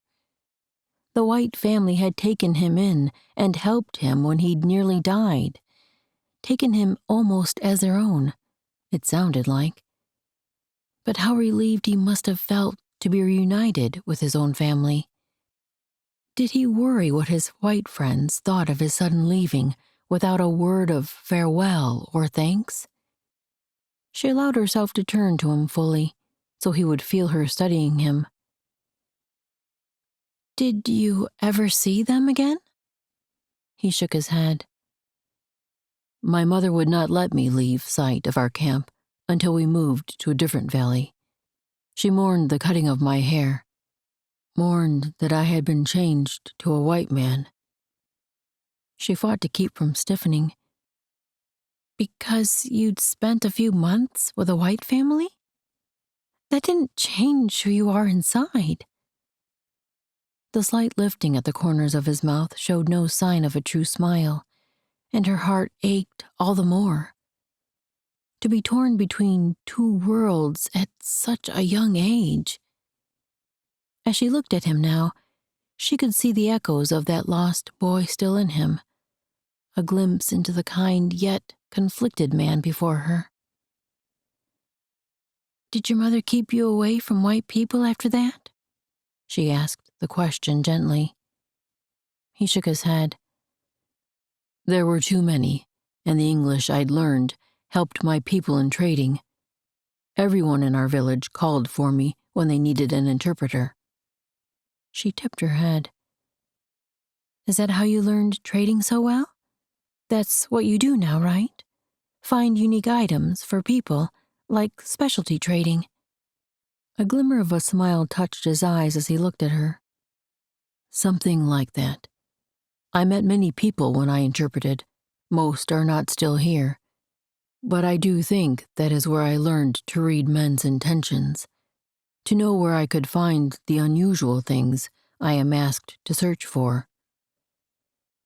He was still looking at her, but his thoughts seemed to turn inward as his mouth curved. Her gaze caught on that mouth, longer than it should have. His skin was so smooth, his lips full, not at all like Winston's thin mouth shadowed by a bushy mustache. Just one more way the two seemed as different as a Savannah summer and a Montana winter. His voice called her back from that thought. "One of the white men I met changed me, or rather, his God changed me." His gaze focused again, but the smile stayed at the corners of his mouth. "Dat Coulter was the first man who made me remember the English family who took me in when I was lost in the snow. He brought me to the mountain where his family was building a house." The tenderness in his voice as he spoke brought out her own grin. "The brothers we're going to see, those are his sons?" He dipped his chin. 6 brothers. There was a girl, too, but she has gone from this life." Sadness touched his eyes. "Dad and Mum have left also, but they gave me much. They spoke of Creator to me, and of his sacrifice, that Jesus came to make peace between all men and Creator, making us brothers." His expression turned earnest as he spoke of God. "I met Jesus and learned to follow his path. It is not always an easy trail, but the only place for peace." Heidi's throat squeezed at the intensity in his gaze. What would it be like to believe so strongly the way he did that God cared? Was it his faith that made him so steadfast? He possessed a kind of quiet strength. Even when she sensed his uncertainty about being Indian among white people, he still seemed rooted, his character unchanging. It made her want to lean in and take shelter at his side. Maybe that truly would be a safe place. Her experience told her that allowing a man power over her would only bring pain. But could 2 stones be different? Chapter 7. The icy wind bit into 2 Stones' cheeks as he pushed his horse through the deep snow. Beside him, Heidi huddled under the fur he'd given her, face pale and pinched from the cold. Around them, the land lay bleak, drifts piling up in the lee of rocks and ravines. Iron-gray clouds pressed down, promising more snow to come. They'd managed 2 days on the trail since the last storm.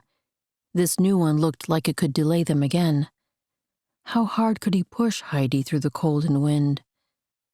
She'd endured so much this past week, losing her father, nearly being attacked in Virginia City, and now day after day in this miserable cold and snow. He'd promised to protect her, to take her to a safe place. He'd not made a good start of it, that was certain.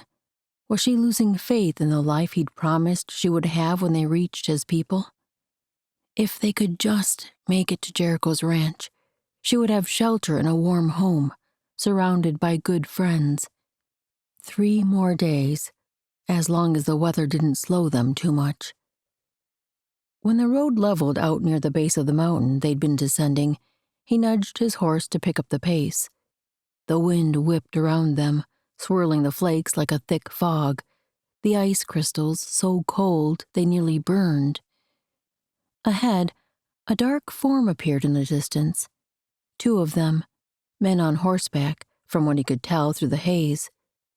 As they approached, he could make out hats the miners wore, pulled low against the blowing storm. They must be white men, coming from the main road that stretched from Virginia City to Missoula. He and Heidi had taken a different route, one many didn't know about, more direct, and usually faster than the road these men had traveled, though the snowfall had slowed them. This was the place the 2 trails joined and continued on as one. The men had spotted them, raining directly toward them. He tensed, his hand reaching to make sure the knife hanging at his neck was easy to reach. Then he lowered his fingers to brush the butt of his rifle in its scabbard. He usually treated strangers as if he expected them to be friendly, but he was ready should a meeting turn dangerous. Should he do anything differently with Heidi at his side? He glanced over at her. She was watching the strangers too, and her horse tracked close beside his own. As her gaze met his, he tried not to show any alarm. He spoke quietly.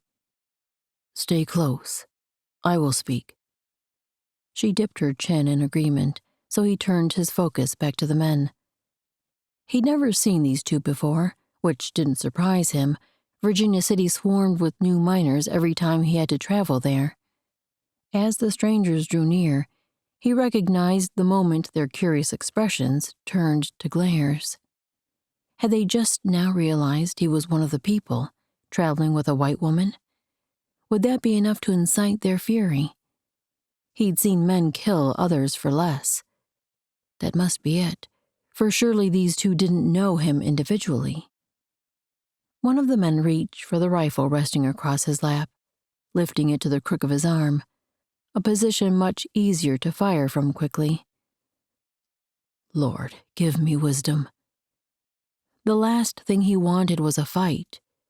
Not only for Heidi's safety, but the stories of it would do nothing good for her reputation, being associated with him if he killed a white man.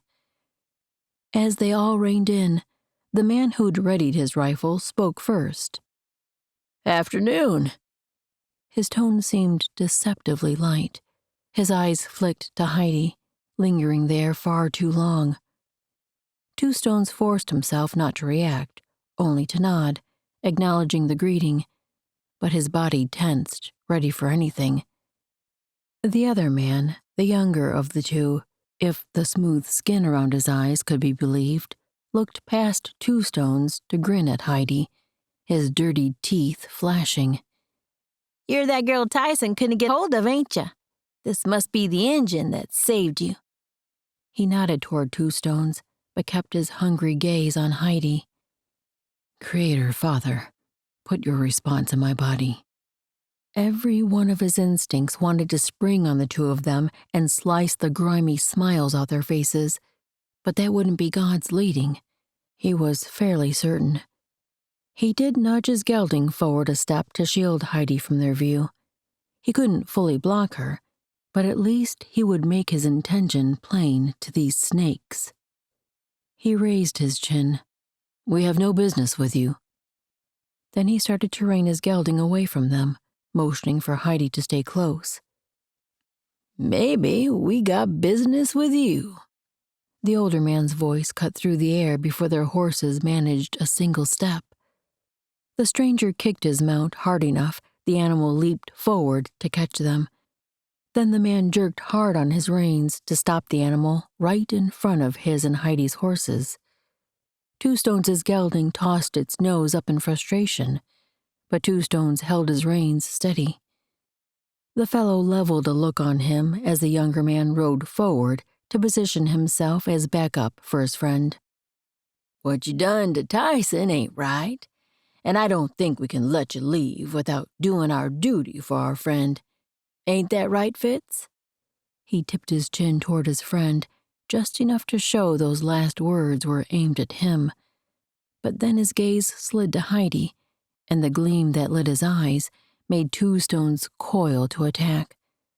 But he forced himself to pause. "Should I, Lord? Is this your way of protection?" He sensed nothing in his spirit save a hesitation to touch these men. That might be from God, so he should try again to leave peaceably. "I did not hurt the man, certainly not as he deserved, but I would not let him take this woman against her wishes."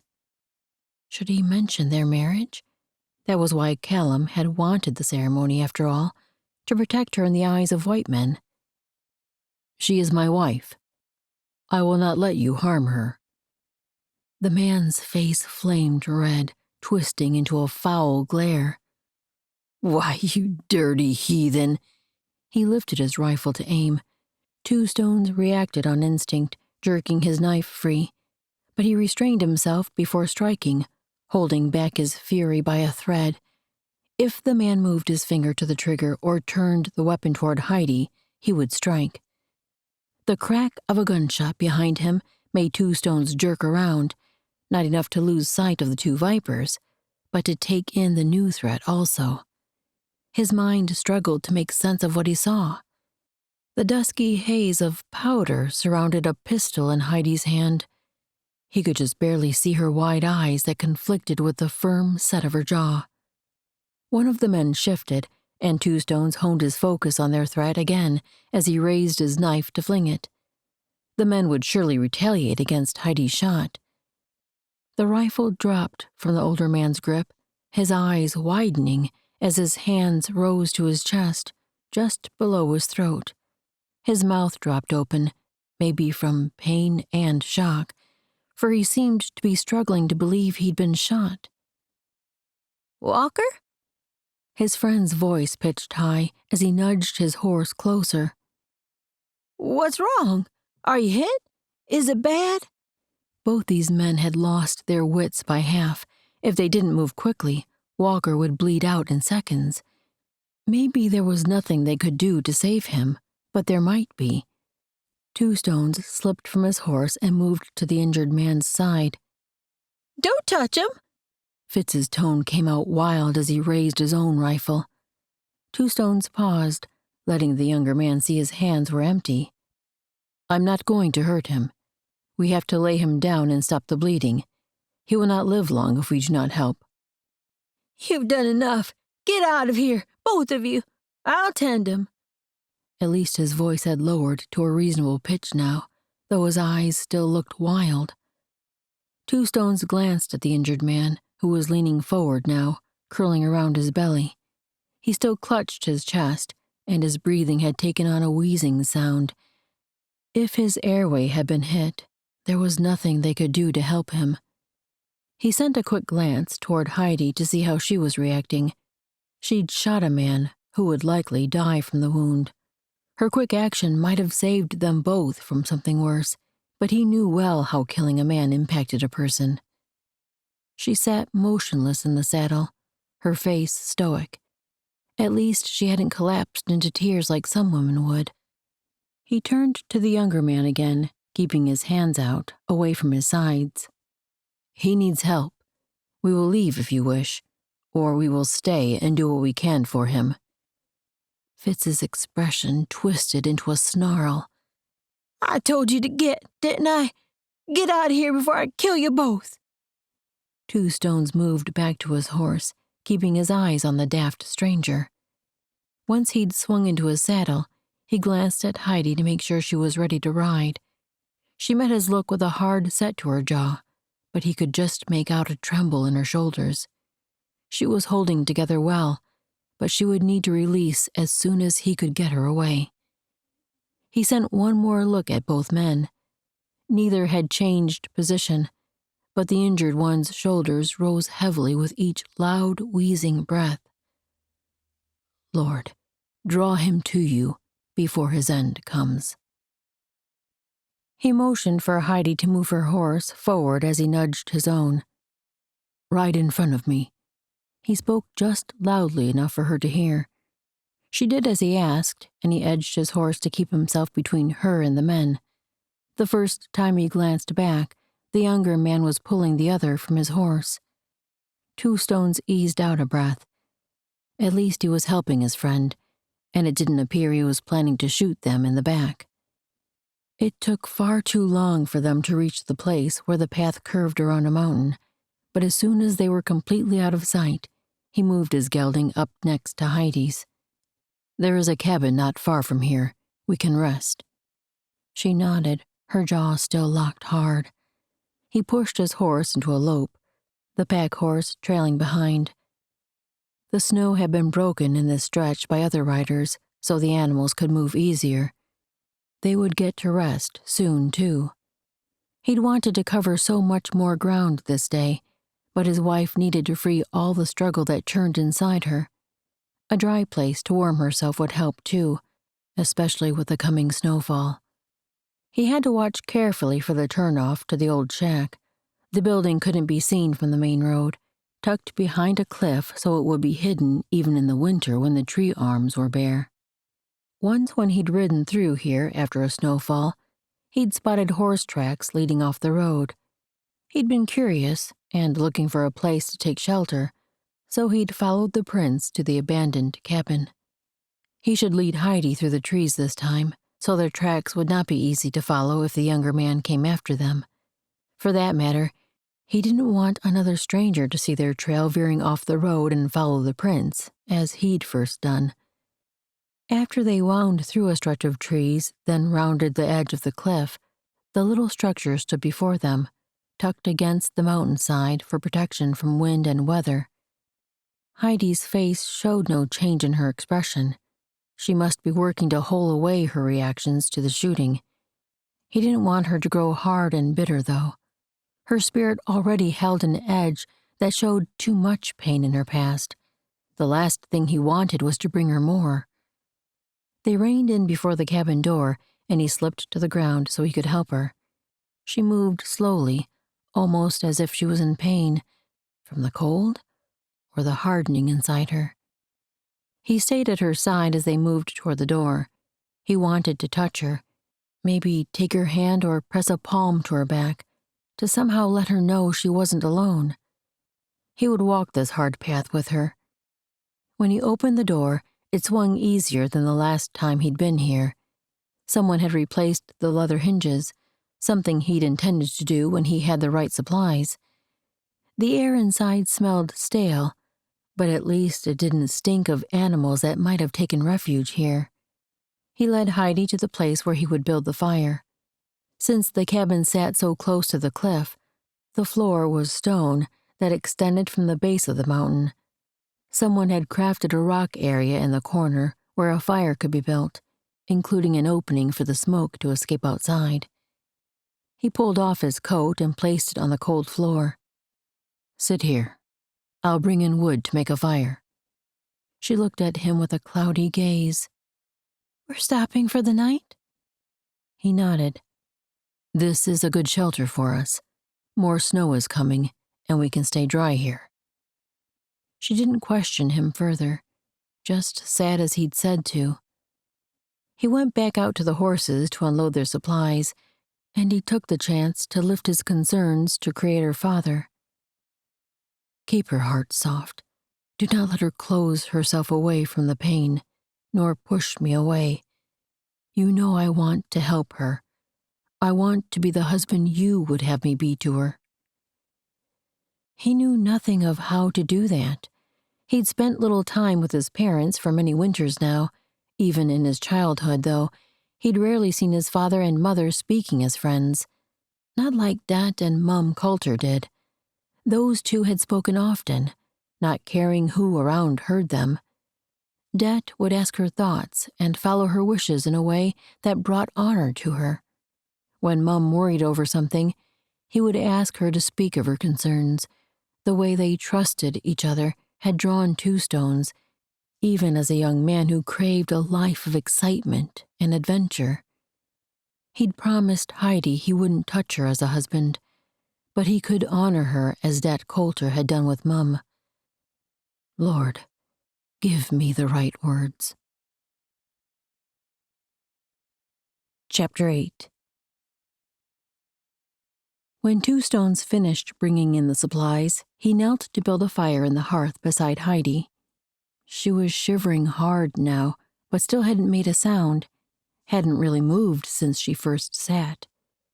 The cold likely had something to do with her trembling, but her fright even more.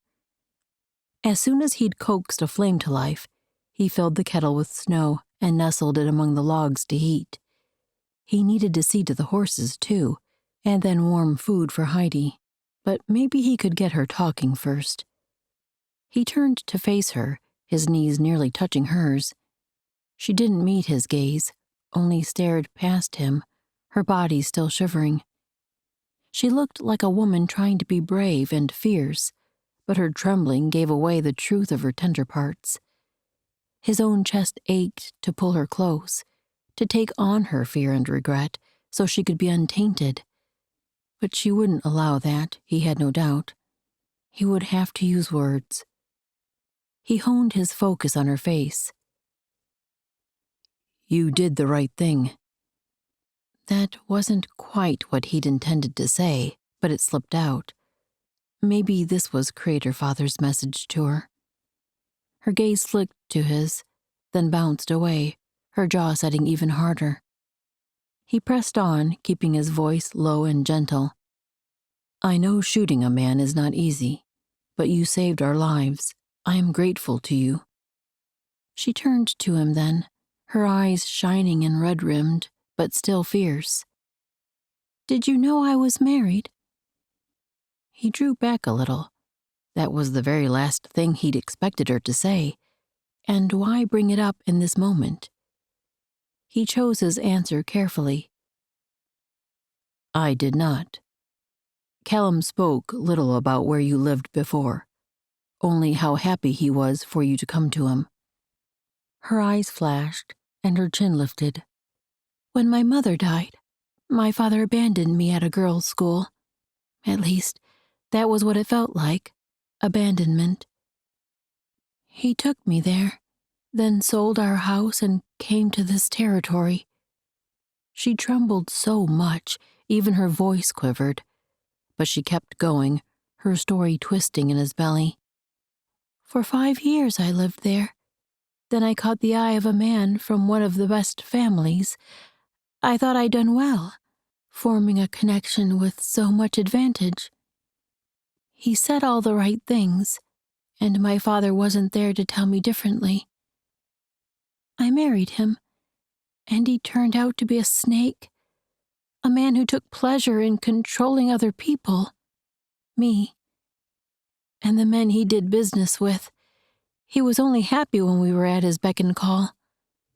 She paused for a heartbeat, her mouth pressing closed as though she were deciding what to say next. So much he wanted to know. What had this man done to her to control her? Heidi seemed like such a strong, free spirit. How could anything hold her down, short of binding her with ropes? Everything in him wanted to find the viper and revenge her honor, make him pay for every time he hurt her. But he held his tongue so she could continue. "He died in May." Her voice trembled again. "I'm finally free, and I will not be under any man's thumb again." With every word, her tone grew stronger, ringing with determination. Her eyes flared, nearly sparking now, though still rimmed red. His anger dulled as realization spread through him. She was supposed to be safe with him, and yet she'd been afraid those two snakes were going to force her to. Who knew what she thought they'd do? Take her back to the brothel owner in Virginia City, maybe. Two Stones wouldn't have let that happen, no matter what. But his delay in acting had made her think he wouldn't stand up for her. He leaned in so he had her full attention. He waited to speak until her eyes focused on him. "I'm sorry I made you think you had to defend yourself, that I would not protect you from those white weasels on the trail." He tapped his fingers on her arm. "You are a woman who can do anything she sets her will to, but I promised to keep you safe and to provide all you need." He pressed a fist against his chest. "I want with all that is in me to do these things for you." He started to rein in the emotion that surged with his words, but maybe she needed to see the fierceness, to understand how fully he intended to carry out his promise. So he let his eyes flash. "I hate what that other man did to you. If he were not dead, I would hunt him. I would bring his actions down on his own head. Make him suffer for every day you did not feel safe and happy." He lowered his voice, but kept it hard with his anger. "I promise you this. I will be a good warrior, a good husband. I will guard you with my life. As long as I have breath, you will live in peace and plenty. Even after I am gone, I will leave you with all I can." He waited, barely breathing as he watched her face. She gave no sign of her thoughts, but she was certainly scrutinizing him. At last she spoke. "And what will you require in return?" He had to work to keep in a snort. What had her other husband required? He shook his head. "Nothing. I want only your happiness.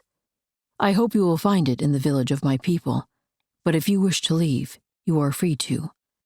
I will keep my promise, protecting and providing for you."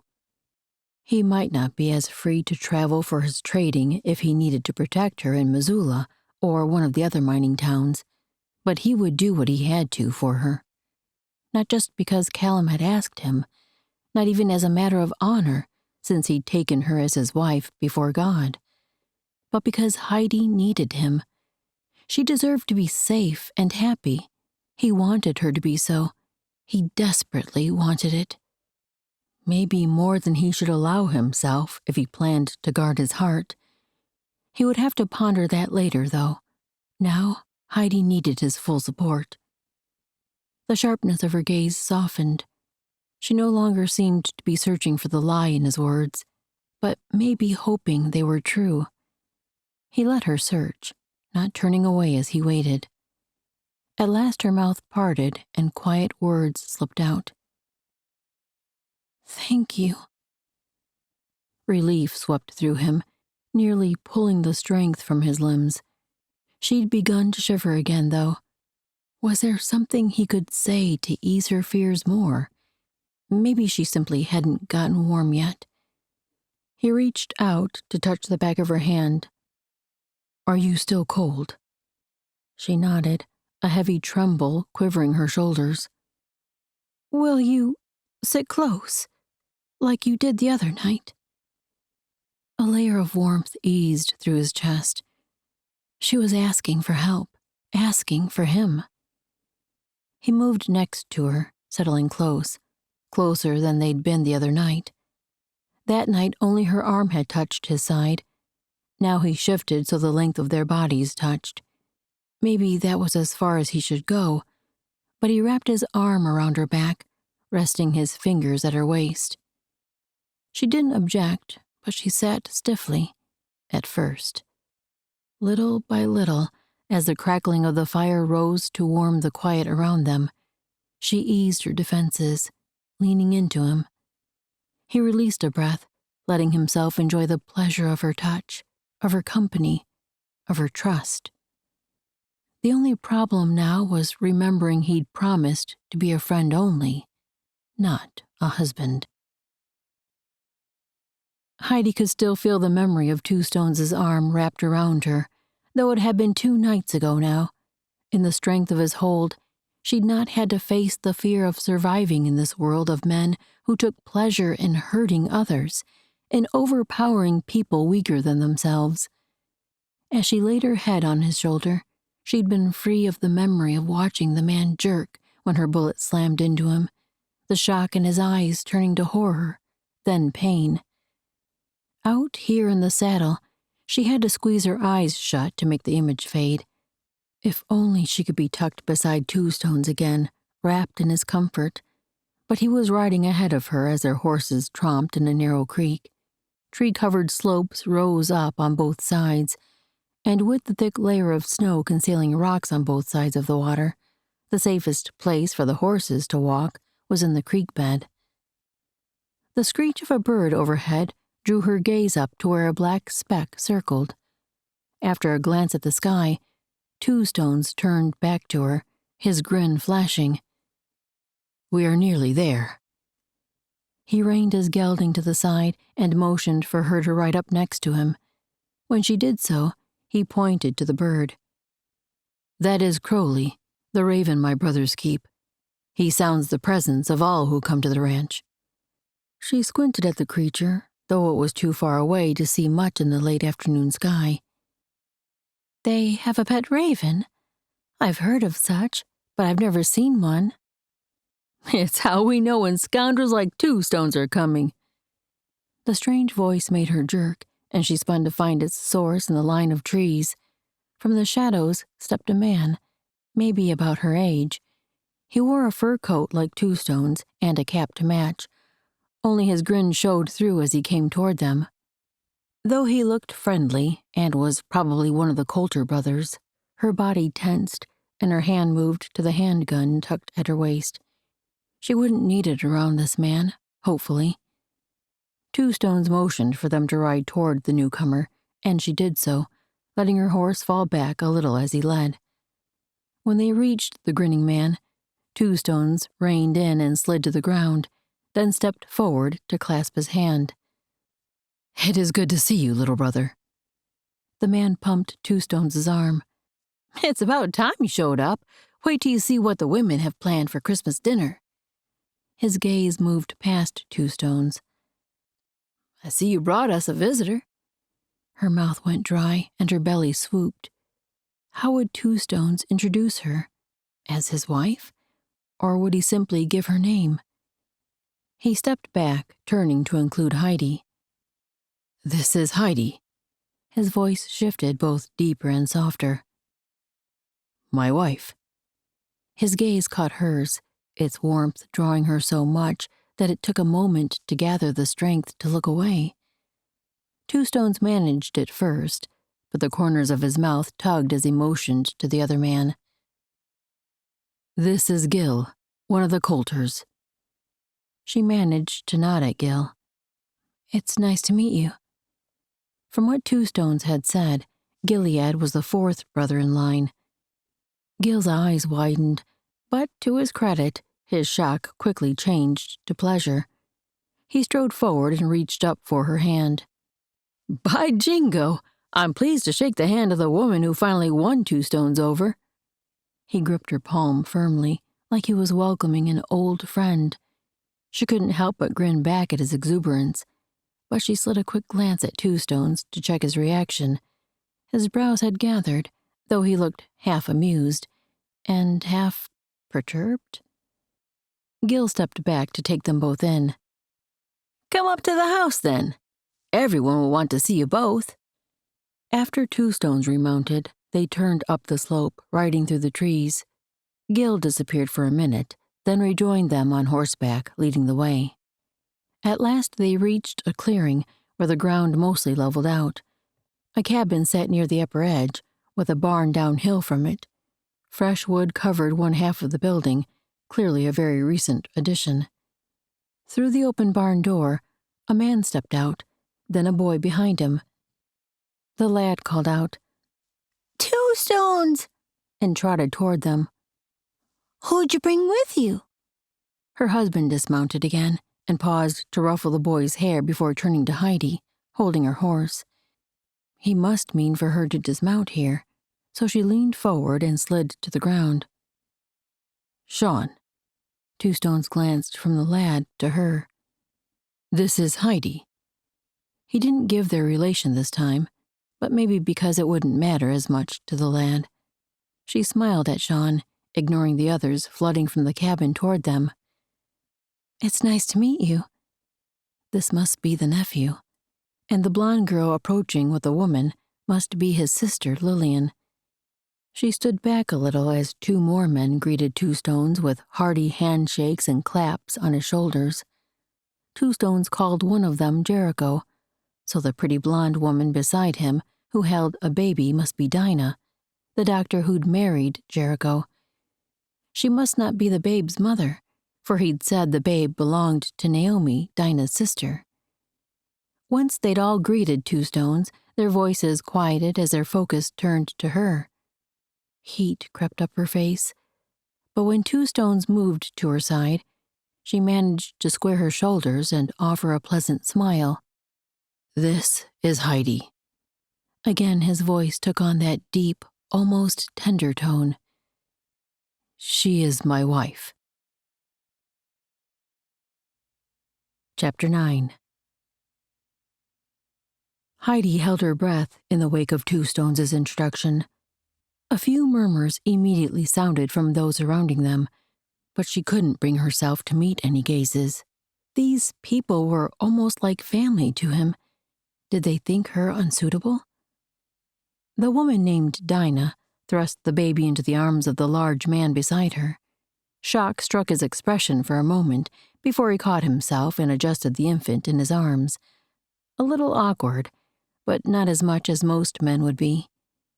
Dinah pressed through Sean and Gil, then nearly sprang on Heidi as she wrapped her arms around her. "Oh, it's so wonderful to meet you." Heidi managed to raise her hands to return the embrace, though it felt like she was experiencing the scene in a dream. When Dinah pulled back, she gripped Heidi's upper arms, her smile as warm as if they'd always been friends. "You must be tired. Did you come from the Salish village, or have you been traveling much longer?" She willed her mouth to speak and managed to say, "Virginia City."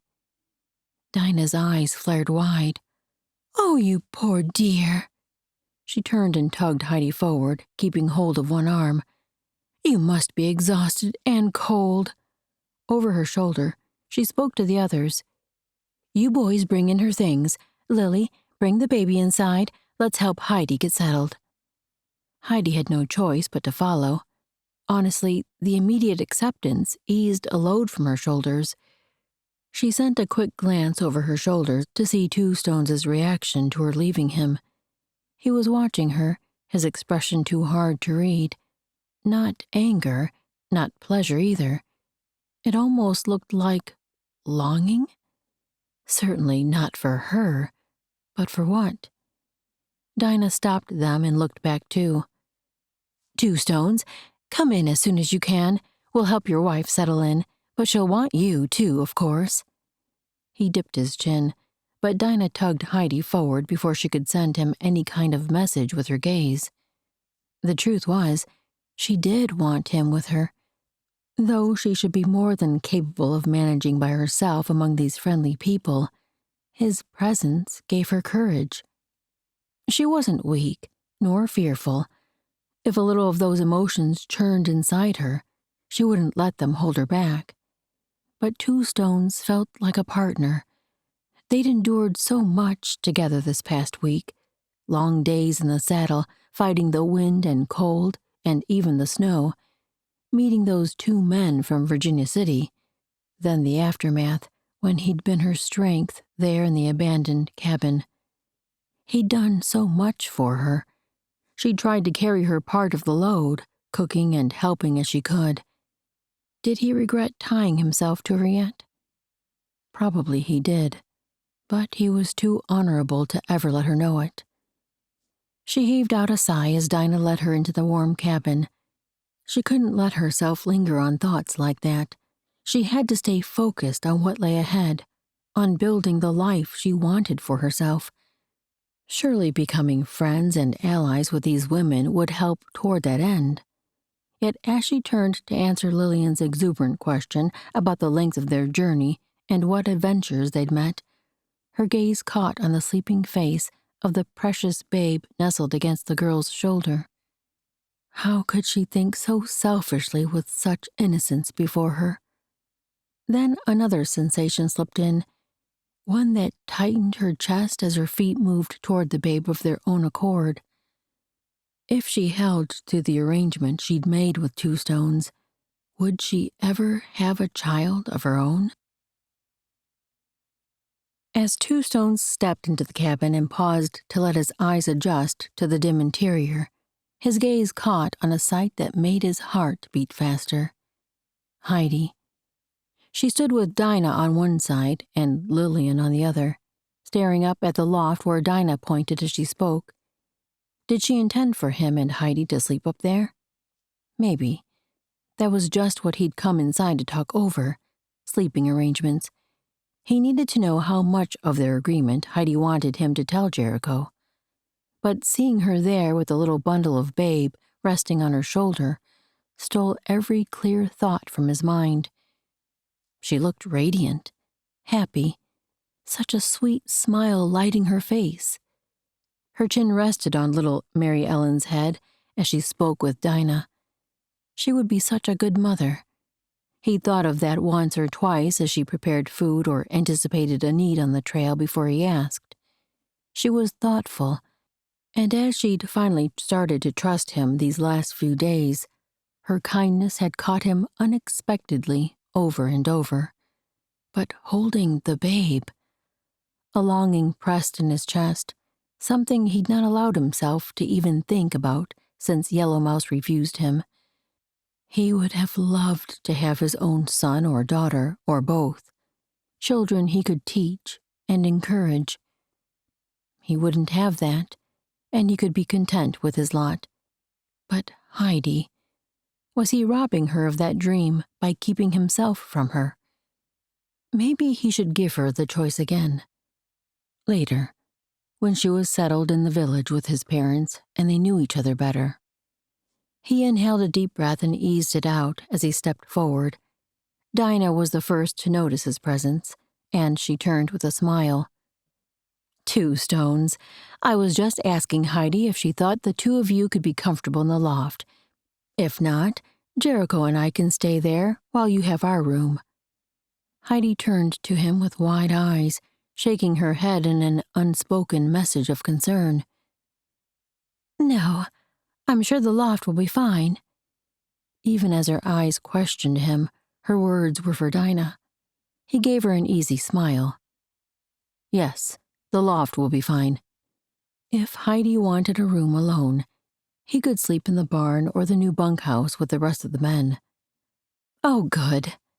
Dinah turned to Lillian. Will you bring down anything you'll need for the next few days? You can room with Naomi. As if she'd recognized her mother's name, little Mary Ellen came to life on Heidi's chest with a cry. Panic flared in his wife's eyes as the babe squirmed in her arms. He'd seen Mary Ellen do this before. One heartbeat she slept, and the next awoke with a fierce hunger. The babe was crying too loudly now for him to reassure his wife. Dinah reached for her niece and took her, bouncing and speaking softly to Mary Ellen as she hurried her into the room where Naomi must be sleeping.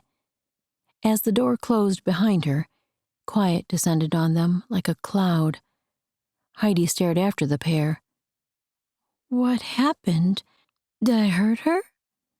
He stepped closer but stopped himself from pressing a hand to her back. No, she startles awake when hungry. She does not think she will live another heartbeat without eating, I think. He tried to give a smile that would lighten her concern. He had to use these moments alone to ask his question. He dropped his voice lower. I have not told Jericho that we are not. He scrambled for the best way to say it. That we have not. She nodded quickly, making it clear she knew what he meant. He breathed out and continued his question. Do you wish me to speak of it? Or let them think all is as usual with us? I can sleep in the barn if I tell him. Her eyes showed her indecision, and her bottom lip crept between her teeth, something he shouldn't allow himself to look at for long. His mind had tried to wander that direction far too many times, and the only way he could stop those thoughts was by picturing Callum. Her father had been so excited to see his daughter again, then so worried about her safety. That safety had to be foremost in Two Stones' mind also, nothing else. I don't think they need to know, do you? Heidi sounded uncertain, like she very much wanted his opinion. Do you wish to tell him? If it bothers you to hide the truth, I know he's a good friend. Red had crept up to her ears and made splotches on her cheeks. Her pale coloring made her discomfort show so quickly.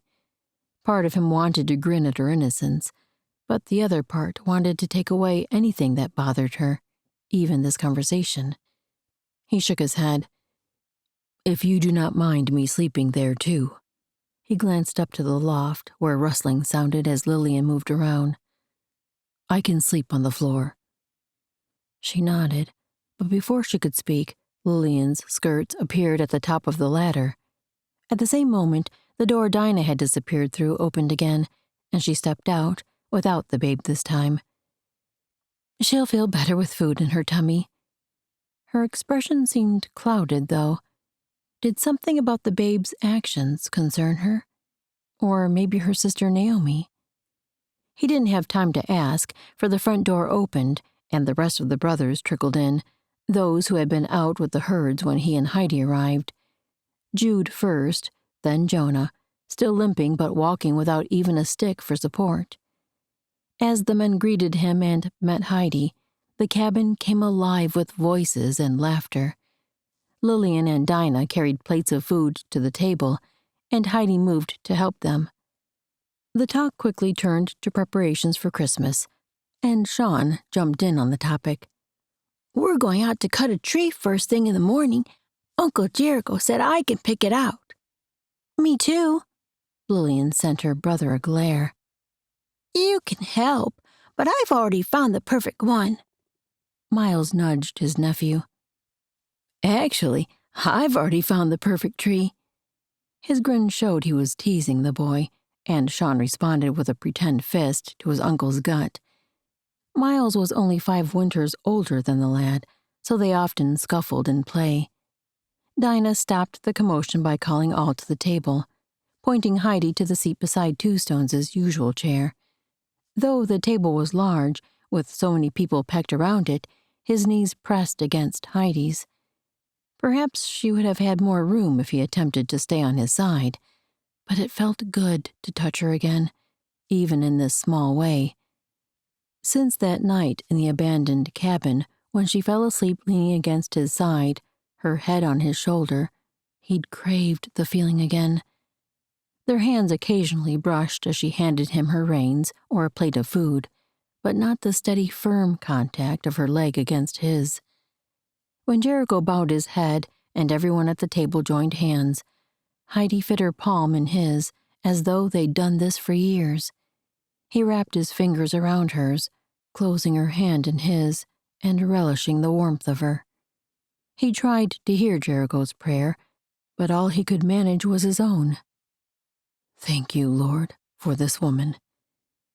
He shouldn't let himself be so affected by her, but how could he not when she was so near all the time? What man could resist a woman as beautiful as his wife, both inside and out?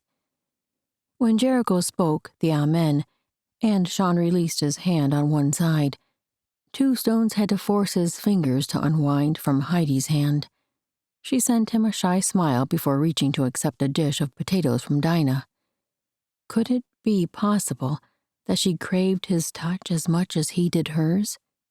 Surely not, but Was there a way he could find out for certain? Chapter 10. Heidi snuggled little Mary Ellen closer the next morning as she gently rocked in the chair by the fire. The babe was so sweet. Heidi had volunteered to hold her any time the opportunity presented. "I think they're coming with the tree." Dinah turned from the cook stove and sent Heidi a smile. Dinah's sister Naomi moved to the door. "I'll let them in." She was such a quiet woman, it had been hard to get to know her. Maybe because Naomi had stayed in her room much of last evening and this morning. Dinah said her sister was still recovering from the birth, but Mary Ellen was more than 2 months old. Shouldn't Naomi be able to participate more with the family by now? Who was Heidi to judge, though? She'd never given birth, and before meeting little Mary Ellen, she'd not realized the wonderful gift she was missing. Part of her was thankful not to have a child from Winston. Two Stones, though, he would be such a good father. The thought of what that would require made her middle flip and her chest tighten. She couldn't do it, not after the way it had been with Winston. Her eyes burned even as the sound of laughter and happy voices drifted through the open door. She pressed her face into Mary Ellen's hair while she worked to pull herself back together. "It's beautiful," Dinah spoke to the group from the doorway as Jericho appeared on the stoop, holding one side of a large evergreen. "I'm not sure how you think we'll get it inside the cabin, though." Heidi stood and moved toward them so she could better see the tree. Two Stones held the other side of the wide base, grinning when he saw her. Something in her belly flipped at that handsome smile. This man could turn heads anywhere he went, even in a savannah ballroom. She nearly chuckled at that notion. The older matrons would pretend to be scandalized at a black-haired native in their highbrow society. But she knew many a young woman, married or not, who would sigh and swoon every time Two Stones flashed a grin. How in the world had she landed with such a man? In truth, it was his strength of character that appealed to her even more than his looks, considerable as they were. His grin deepened as though he could hear her thoughts, but then he was distracted by something Jericho said. She stepped back with the baby while they sorted how to bring in the tree and where to place it. She could join in the merrymaking by stringing popcorn or placing extra pine boughs and ribbons around the cabin for a festive touch. But having Mary Ellen in her arms gave her an excuse to simply watch, to take in the sweet innocence of it all. This was nothing like instructing the servants where to place decorations, as she'd done her first Christmas with Winston. When he came home that evening and frowned at it all, she'd escaped to her room to avoid his displeasure. By keeping to her chamber, she also managed to be absent when his mother came to rearrange everything the way a proper home should be decorated. For the 2 Christmases after that, Winston's mother had come to oversee placement of the tree and trimmings before Heidi even began thinking about the holiday. In truth, it had been a relief to hand over the responsibility to someone Winston approved of, mostly. Now, she wasn't being censured for her lack of social discernment, so she could join in the decorating if she chose. But the way this family seemed to enjoy being with each other, she could watch this for days. Sure, the brothers teased each other and sometimes ended up in a play brawl that should concern her, yet the affection between them all was thick enough to ease any worry. Two Stones added to the banter at times, often being drawn in by one of the brothers or even Dinah, and sometimes he initiated a bit of teasing himself. Watching him made her want to join in, but she didn't dare. After the tree was secured, he came to settle on the ladder-back chair beside her rocker, his gaze softening as he took in her and Mary Ellen. She wanted to tell him he didn't have to sit just because she was, but the warmth in his eyes and the curve of his mouth kept her from sending him away. In truth, she'd rather shoo everyone else from the room so the two of them could be alone. as they had been this last week. Too soon, though, Mary Ellen squirmed in her arms. At her first hungry cry, Naomi turned with a weary expression. Mary Ellen had already begun wailing by the time her mother took her. "I suppose that's my cue to start on Christmas dinner." Dinah moved away from the tree. "If I know you men, you'll be hungry long before dark." Heidi rose from the rocking chair. "I'll help you." Time with Two Stones would have to wait.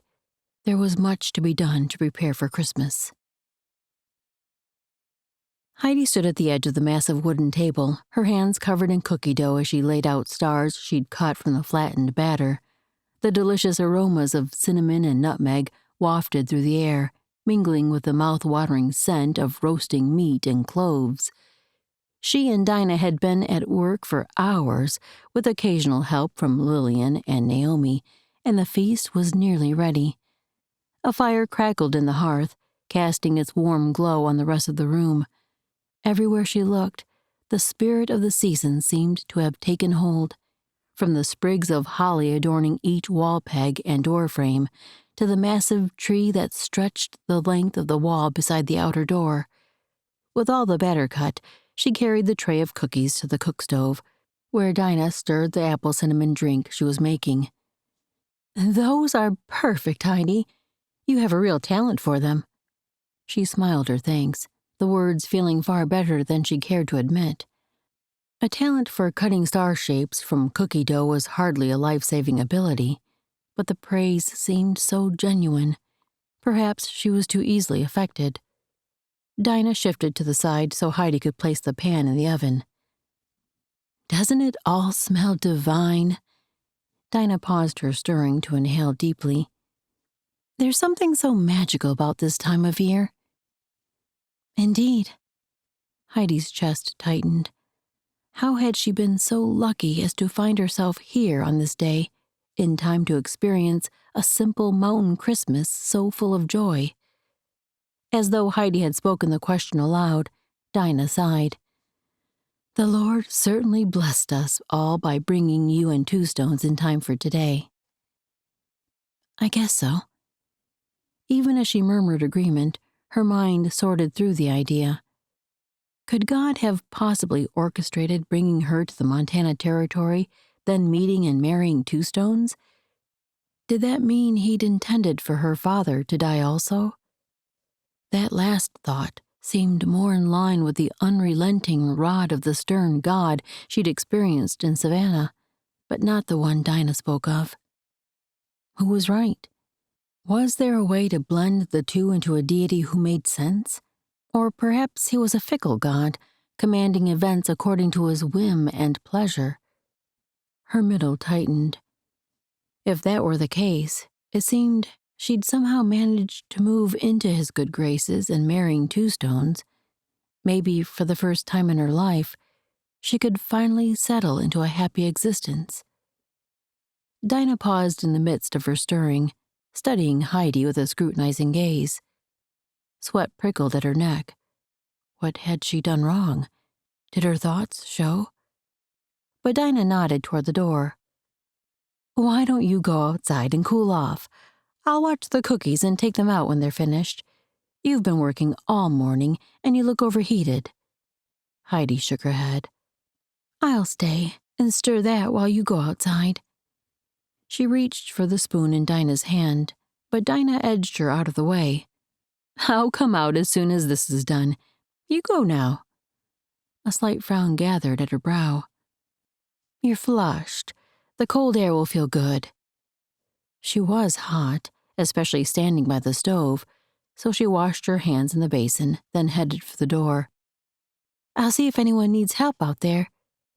She was too warm to wear the fur cape Two Stones had given her, but she reached for the wool coat. She stepped out into the crisp winter breeze. Relief flowed through her as the cold nipped her cheeks. She drew a deep breath, relishing the sharp clarity of the air as it filled her lungs. She paused to take in her bearings, her gaze lifting to the distant mountains that rose through a gap in the tree line. There was a majestic beauty in those peaks that crept inside her, weaving its way to her very core. In this place, she could be free. No matter the challenges of survival, at least she had the same chance as the next person. She brought her focus to the clearing around her. The barn seemed quiet now, though there had been plenty of activity around it each time she'd stepped outside for water. She slipped on her coat and started toward the structure, the snow crunching under her boots. The older section of barn stood weathered and rusty, a testament to the years it had endured and the many, many snowfalls. The new construction had its own walk-through door. That must be the bunkhouse Dinah had mentioned, where the younger brothers and Sean slept. When she reached the open barn door, she peered inside, hesitating for a moment as her eyes adjusted to the darkness within. "Hello?" No voices answered, only the rustle of animals in the stalls. Where had everyone gone? No one had said they were going to check on the herds. Might they have ridden down to the creek for something? As she walked into the shadowy interior, her footsteps echoed around her, amplifying the quiet. A cow offered a quiet moo as she passed one of the enclosures, and she nearly jumped at the sound. She moved toward the animal. "Hello there." The cow munched hay and eyed her. The hairs on the back of Heidi's neck stood on end, and she couldn't help but glance over her shoulder, half expecting to see someone or something coming in from the daylight outside. But there was nothing, only the light streaming through the open door. She turned and started back that way. Her gelding and Two Stones' horses had been penned in the corral outside. They would welcome attention, no doubt. She left the barn and approached the corral, where the 3 horses grazed on hay. Two Stones' riding horse flicked its short tail slowly, the natural movement easing some of the tension in her chest. Her own gelding gave a soft snort and wandered toward her. She met him at the fence, reaching through to rub the flat part of his forehead, then his favorite spot on his jaw. "You're such a good boy." The horse nuzzled her arm affectionately, and she moved to rub his neck. The crunch of boots on snow sounded behind her, and she turned to see which of the Coulters approached. Her breath caught at the figure emerging from the shadows of the nearby trees. The companion of the man she'd shot. Her mind scrambled for his name. Fitz? Walker was the older man, the one she'd killed. Her throat burned as it always did with that thought. "Remember me?" His growl dripped with anger. Heidi's heart pounded loud in her ears. "Why are you here?" And why hadn't she tucked her pistol in her waistband before leaving the cabin? She'd felt so safe surrounded by the Coulters, but this proved that danger truly lurked everywhere. He took another menacing step toward her. "You're going to pay for what you did." Her instincts screamed at her to flee. Could she make a run for it? No. He would shoot her well before she reached the barn, so she held her ground. Panic threatened to engulf her, but she fought hard to keep it at bay. Her survival depended on her ability to think clearly. He halted 2 strides away from her, close enough that the rifle would kill no matter which part of her his bullet struck. "What do you want?" Her voice trembled, no matter how much strength she tried to force into it. His smirk returned. "Justice. For Walker. And probably a nice little reward for taking you back to Virginia City." Her heart thundered so hard she couldn't breathe. "I'm not going with you, no matter what you do." She would rather die than end up in a brothel. But maybe, she managed a tiny breath, if she could delay him, perhaps Two Stones or one of the others would come back and help her. "God, if you're up there, if you care at all, help me. Please, send Two Stones." She lifted the silent prayer even as her attacker edged forward. "Don't think your engine's gonna save you this time neither," he glared. "He's busy with a little distraction I set up. Plenty long enough for you and me to get far away from here." Distraction? What did he mean? He motioned to the snow beside her. "Get to the ground, on your belly, hands behind your back." With that rifle pointed at her, she didn't have a choice. "If you give me even a blink of trouble, I'll kill you as fast as you killed Walker. No question about it. I'd rather have the reward from Tyson for bringing you back to Virginia City, but if you make it hard, I'll be done with you here and now." The ice in his tone said he meant every word. She slowly dropped to her knees where he'd pointed. She just needed to buy time.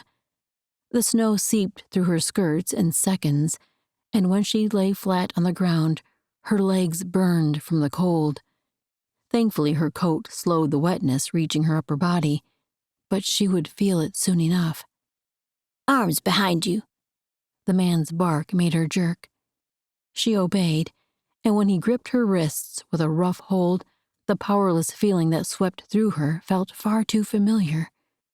The weight of despair nearly suffocated her, bringing back every memory she'd tried to block out. Every time Winston. She couldn't breathe. She couldn't think. "God, help me. Help me." Her prayer was nearly smothered beneath the deafening roar of her own fear.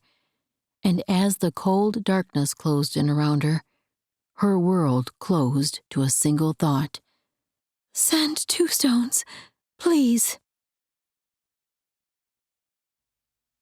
Chapter 11. 2 stones coughed from the acrid smoke as he scooped another armful of snow and threw it on the billowing flames engulfing the shed. The fire only licked higher into the gray winter sky. Snow still blanketed the ground all around them. The shed catching fire couldn't be an accident. Was someone trying to get to the crates of sapphires stored inside?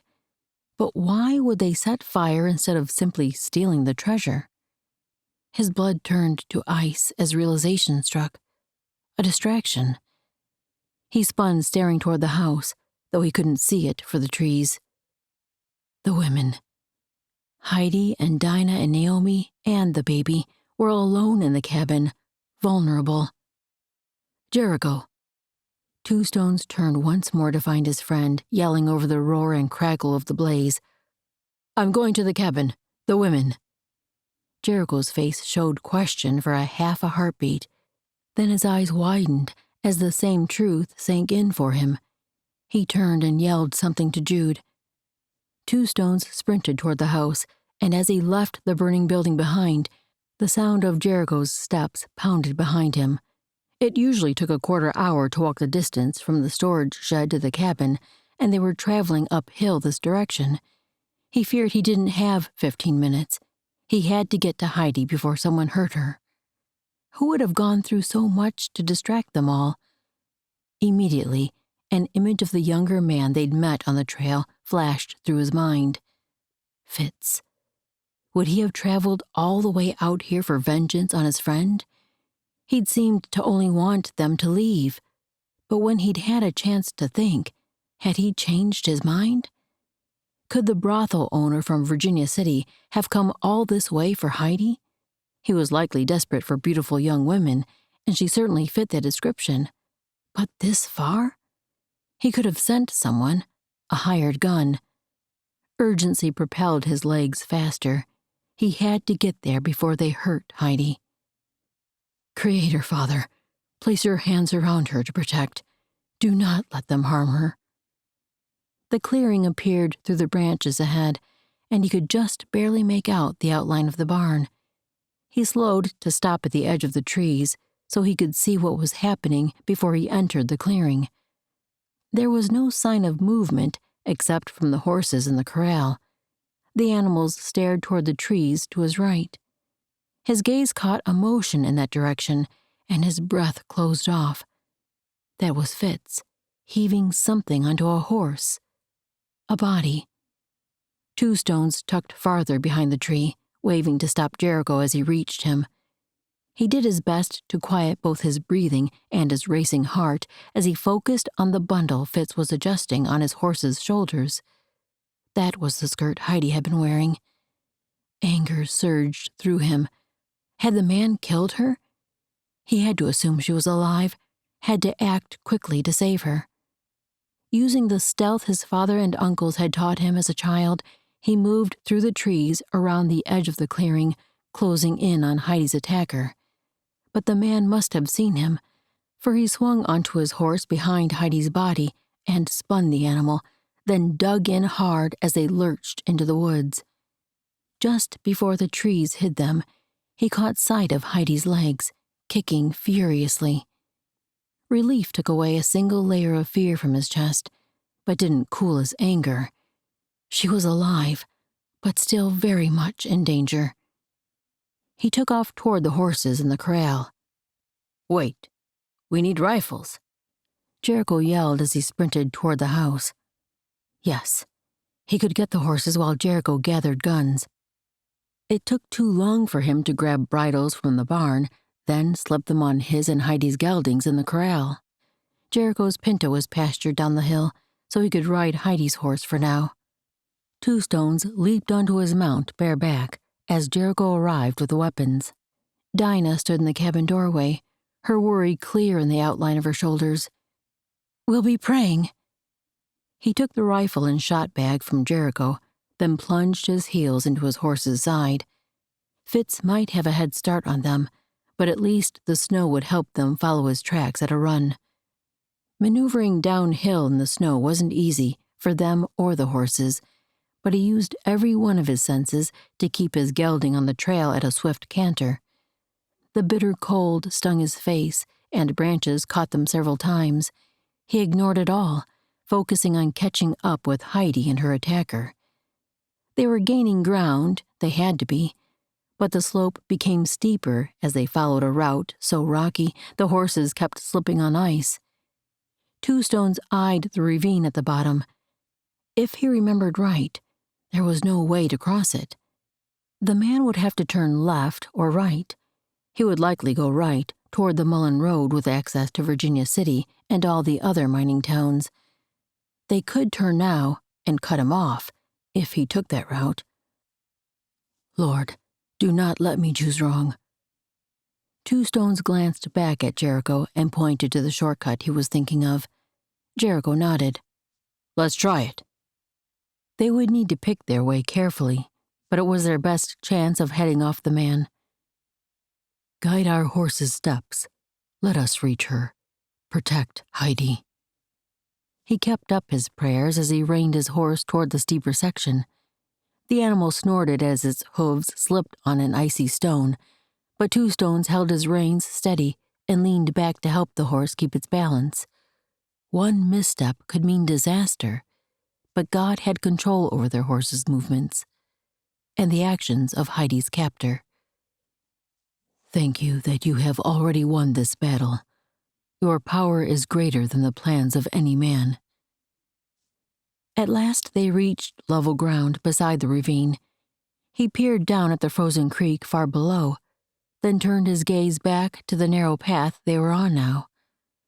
Surely the man had gone this direction instead of turning left at the ravine, which would take him deeper onto Coulter land. There. Two Stones turned to look where Jericho pointed. Fresh tracks moved along the base of the slope ahead of them. He pushed his horse into a trot as they followed the prints. This was as fast as they could maneuver on the narrow ledge. He had to fight urgency in his chest. God had already won the battle. They simply had to arrive when the Lord planned for them to. As the ravine grew shallower and its sides not as steep, the tracks moved down to the creek bed. Two Stones slowed and studied the path ahead. Should they stay up on the bank or follow Fitz's trail down? We might be able to see him from above if we stay here. Jericho's quiet words stated exactly what Two Stones had been wondering. He nodded. Let's try it. They might have to move slower to watch for signs that the man had tried to ride up the far bank, but it would be worth the chance to have the advantage if he'd stayed down in the ravine. Two Stones pushed his horse forward, ducking beneath snow-laden branches. The cold air burned his lungs, but that was nothing compared to the pain Heidi must be experiencing. Father, protect her. She's in your hands." They were getting close now. He could feel it. Every fiber of his being strained toward Heidi. If that snake had harmed one hair on her head. A gunshot rang out, echoing through the silent forest. Two Stones' heart seized. No. He drove his heels into his horse's sides, racing along the top of the ridge. In the ravine below, a flash of movement made him slow. A horse, bucking. That was Fitz atop the animal, struggling to control it, and Heidi. A form lay on the ground, a short distance from the flailing horse. That was her skirt, and she wasn't moving. He couldn't breathe, couldn't move. His mind knew he had to get to her, but his body wouldn't obey. The bucking horse reared, then tumbled backward. Man and horse screamed together, and Two Stones' own belly lurched. The horse landed on its back, squashing Fitz beneath his saddle.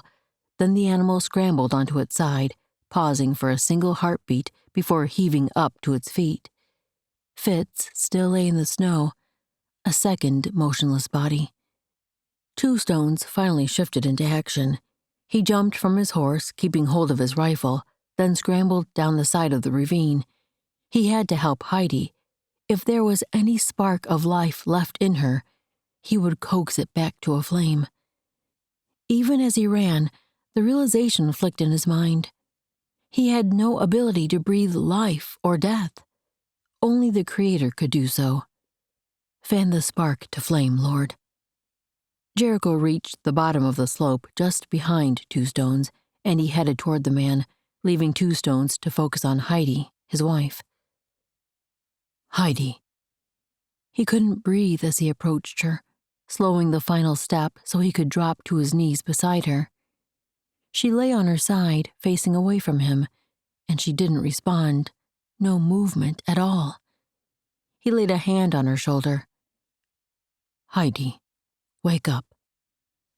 Her coat was wet through, and he brushed her hair away from her neck so he could feel for the beat of life.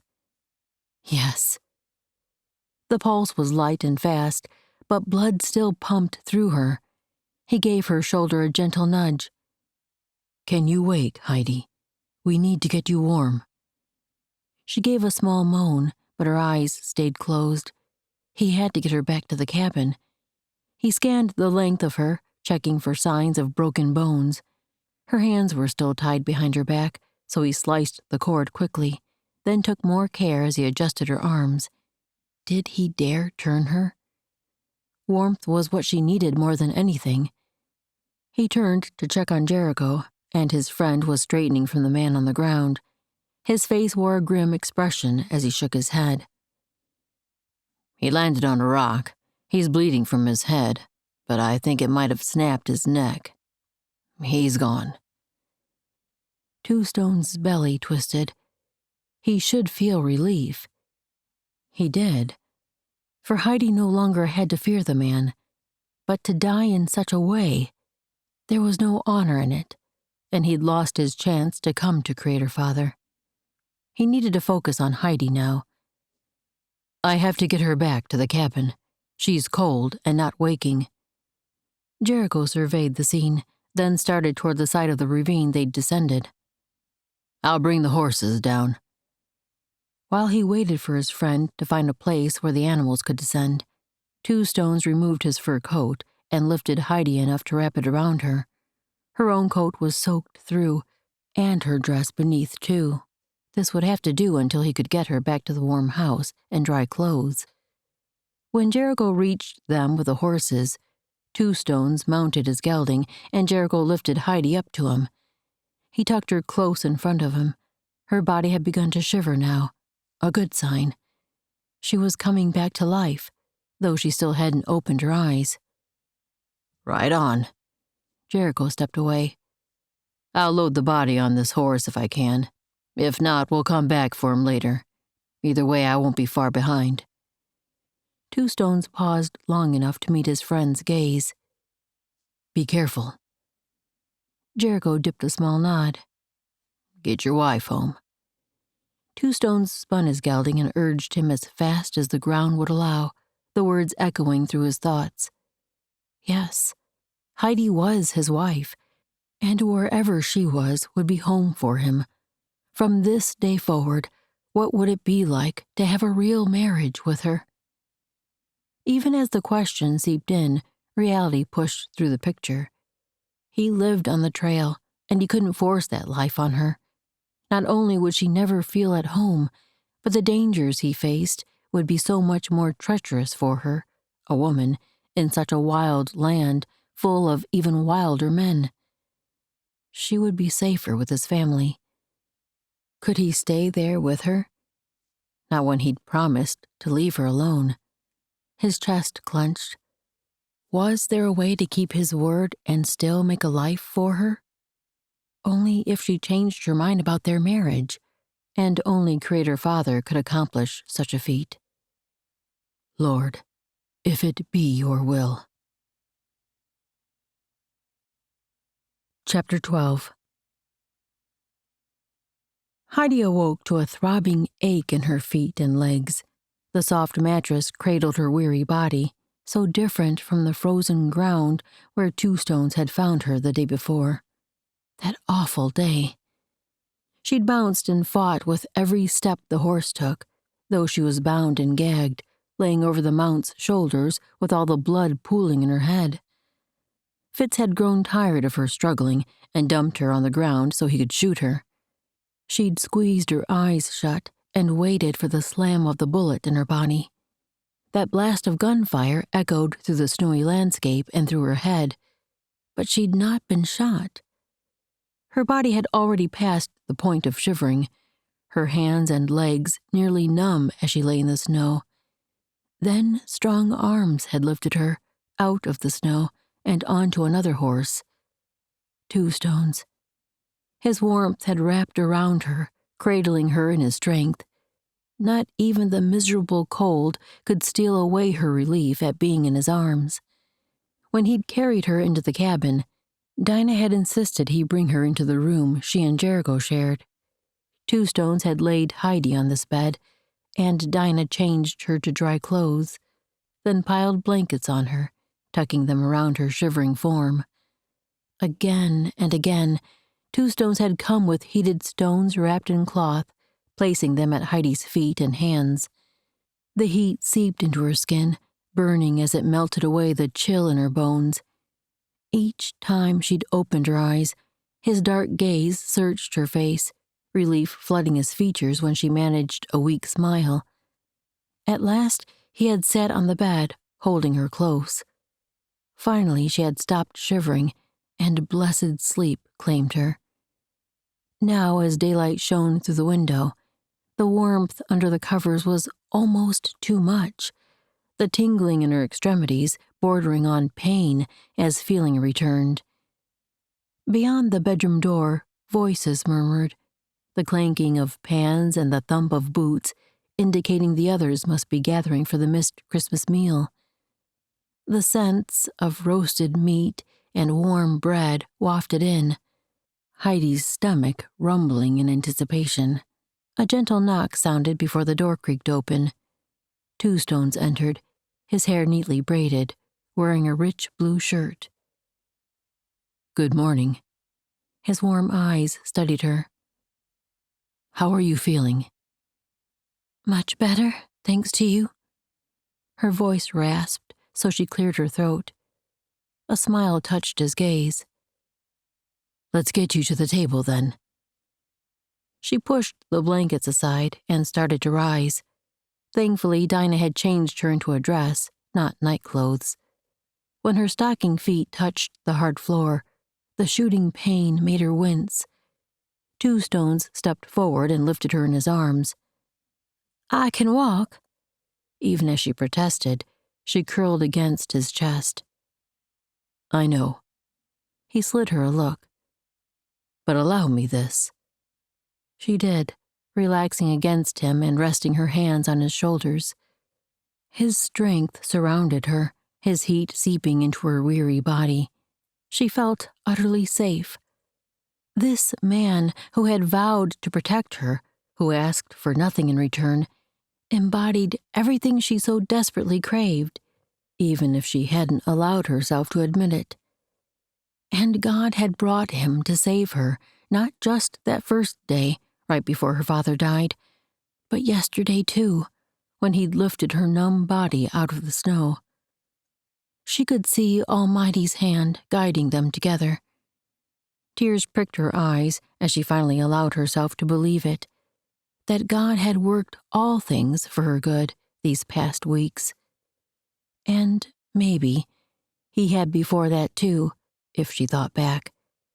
She would have to spend time talking with him when she was alone. For now, she offered up a silent thank you that she meant from the very depths of her soul. Two Stones settled her into her chair at the table, then lingered beside her as the Coulters bustled about, carrying heaping plates of roasted deer meat, potatoes, and warm biscuits. "I hope you're hungry, Heidi." Dinah placed a dried apple pie in front of her. "Lily and I have been at it again this morning, cooking even more to go with what we made yesterday." Heidi smiled. "It smells wonderful.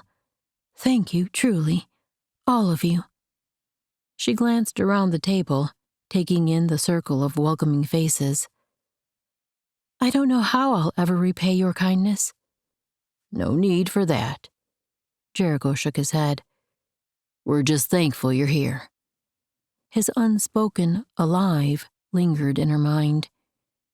She ducked to hide the threatening tears. She had lost so much, but she'd gained something precious. Not just Two Stones, but also this family who loved him as one of their own, and they were extending the same to her. As they began the belated Christmas feast, laughter and light filled the little cabin. The food tasted every bit as good as it smelled, and she relished every bite, though she grew full far too soon. Even before most of them had finished eating, Sean's voice rose above the rest. "Can we open our gifts now?" Miles nudged him. "Jericho said we have to clean out the barn first. You get started and we'll be right behind you." Sean scrunched his nose at him. "You go first. See if I come help you." She grinned at the pair, and her face kept the smile as the children were handed their first presents. Jericho and Dinah had given Lillian a doll with blonde hair to match her own. Its beautiful red dress also matched the coat they gave her pup, Apple.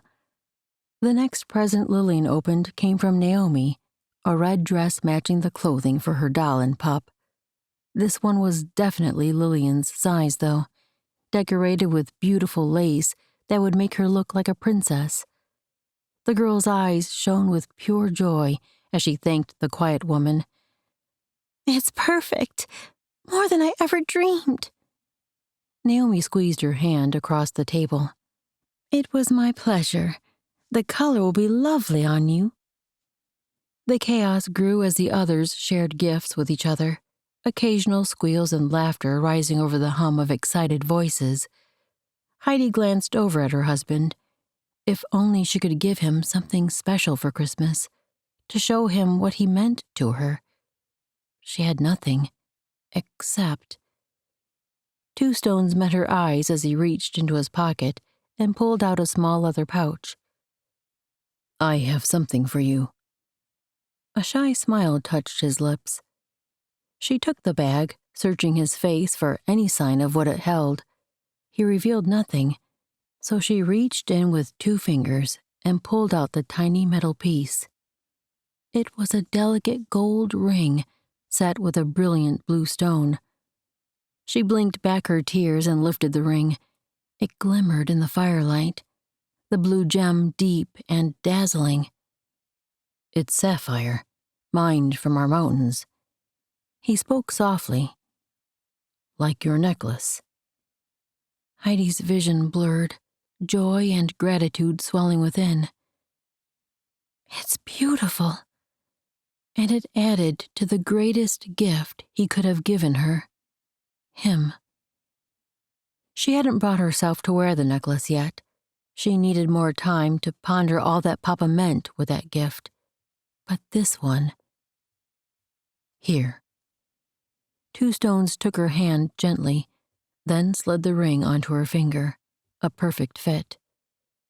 Heidi stared at it, emotions swelling in her chest. "Thank you," she whispered. Two Stones' thumb brushed over her knuckles, the tender touch sending a tremor through her. He must have thought the shiver came from cold, for he pushed his chair back. "I'll take you to bed. You still need rest." She allowed him to lift her again, and the others called Merry Christmas as Two Stones carried her back to the bed chamber. She would walk the next time she got up, but for now, being cradled in her husband's arms felt too good. After he eased her down on the edge of the bed, she patted the mattress beside her. "Sit with me?" He did so, but now she couldn't quite meet his gaze. How to say this?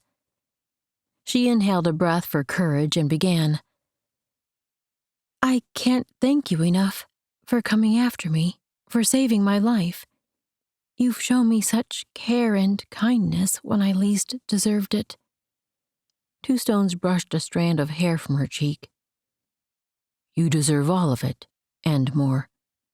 Heidi bit her lip. "I know we married because my father begged it of you, but I want our marriage to be real, in every way."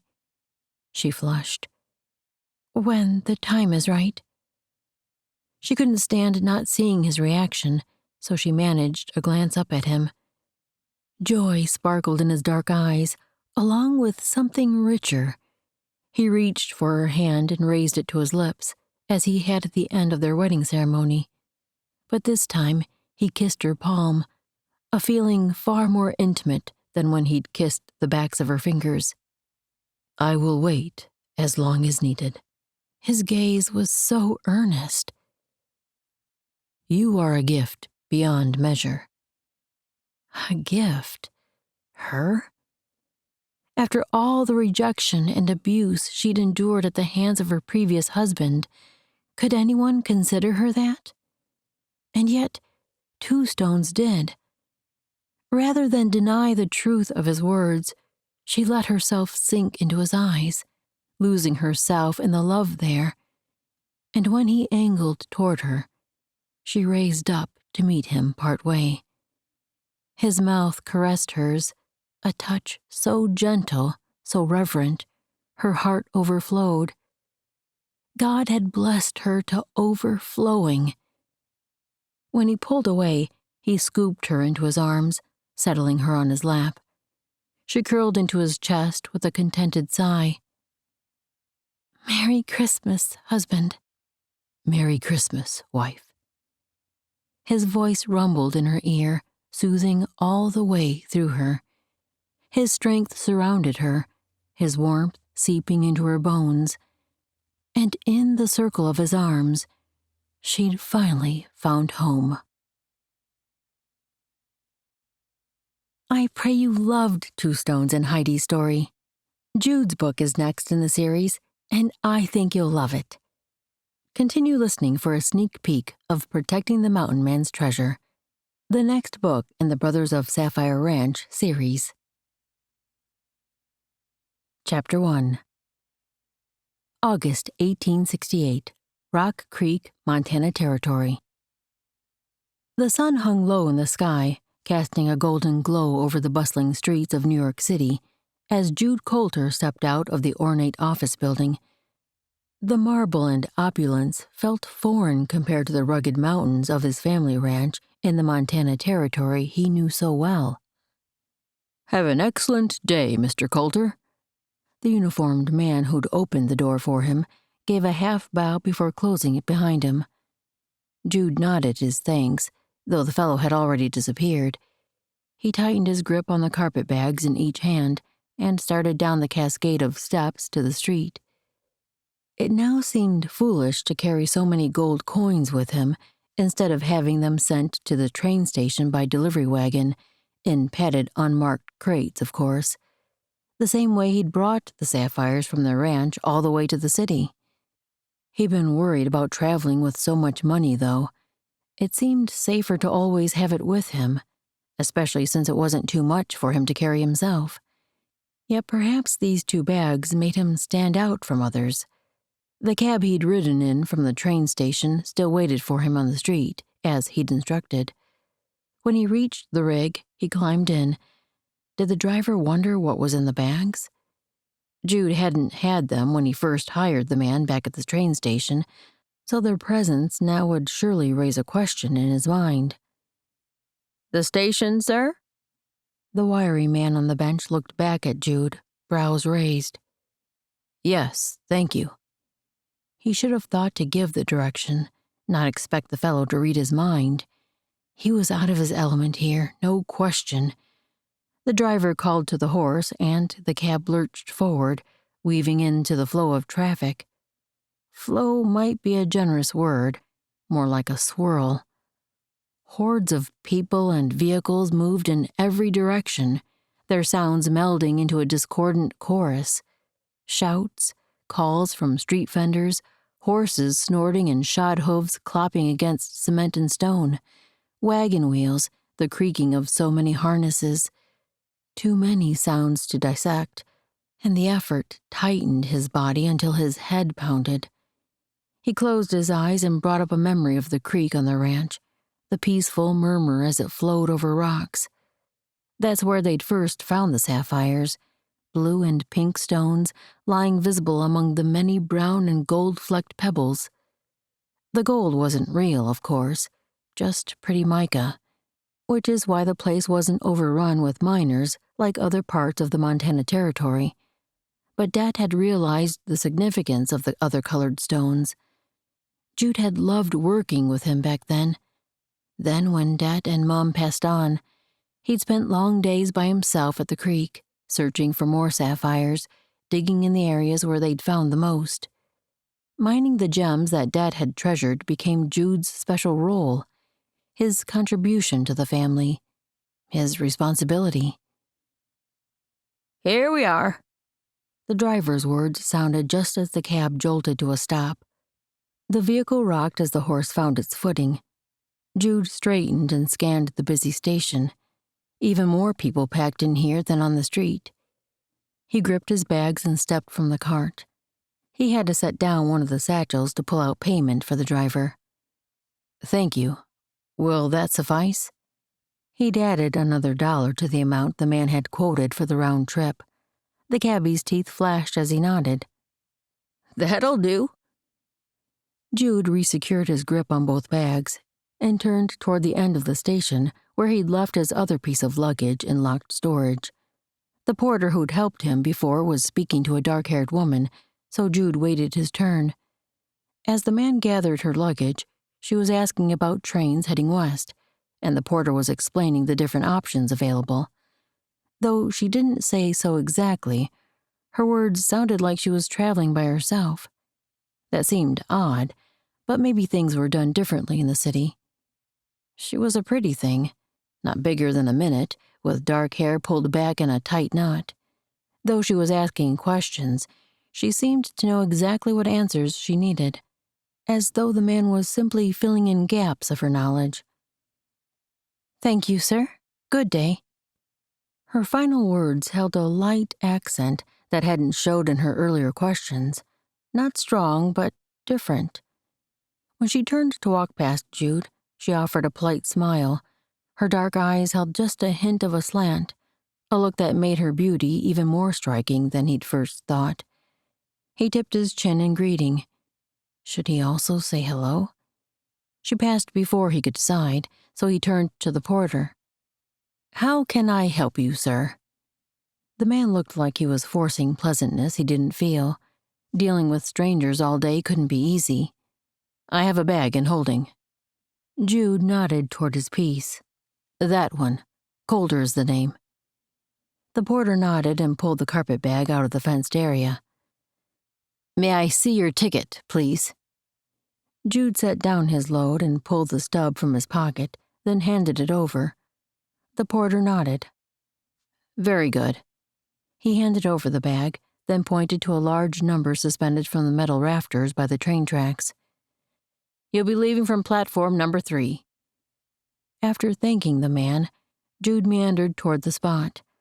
A crowd had already gathered, but he worked his way around the edge until he reached a place to stand and wait on the platform. It would be a quarter hour before the train arrived, but he'd wait here. The sooner he boarded the train, the sooner he would get to the Montana Territory and home. He'd never realized how important the peace and quiet of the mountain wilderness had become to him.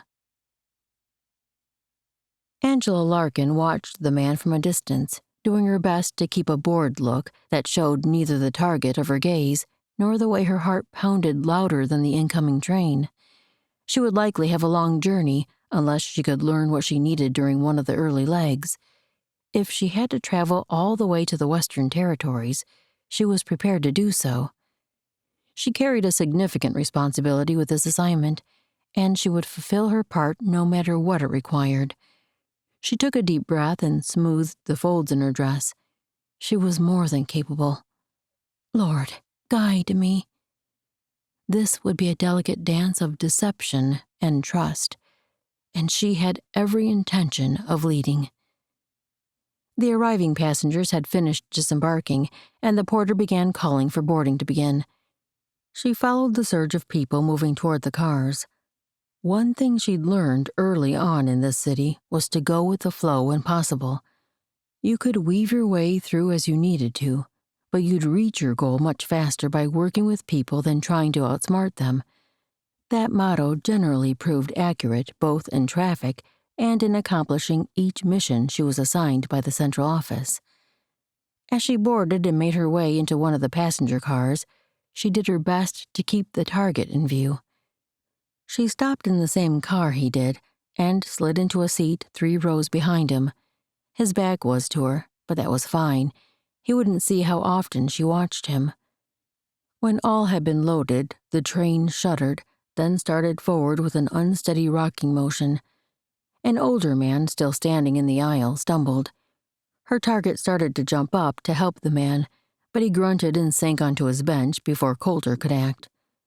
As the train picked up speed and the view through the windows changed from city streets to rolling countryside, the rocking of the car eased into a smoother rhythm. She reached for the book in her bag, but she'd barely opened to her marker when a movement ahead caught her notice. Coulter rose to his feet and stepped into the aisle. He paused for a moment, gripping his seat back as he found his balance with the movement of the train. She kept her focus on the page before her, watching him from the edge of her gaze. Should she look up and smile?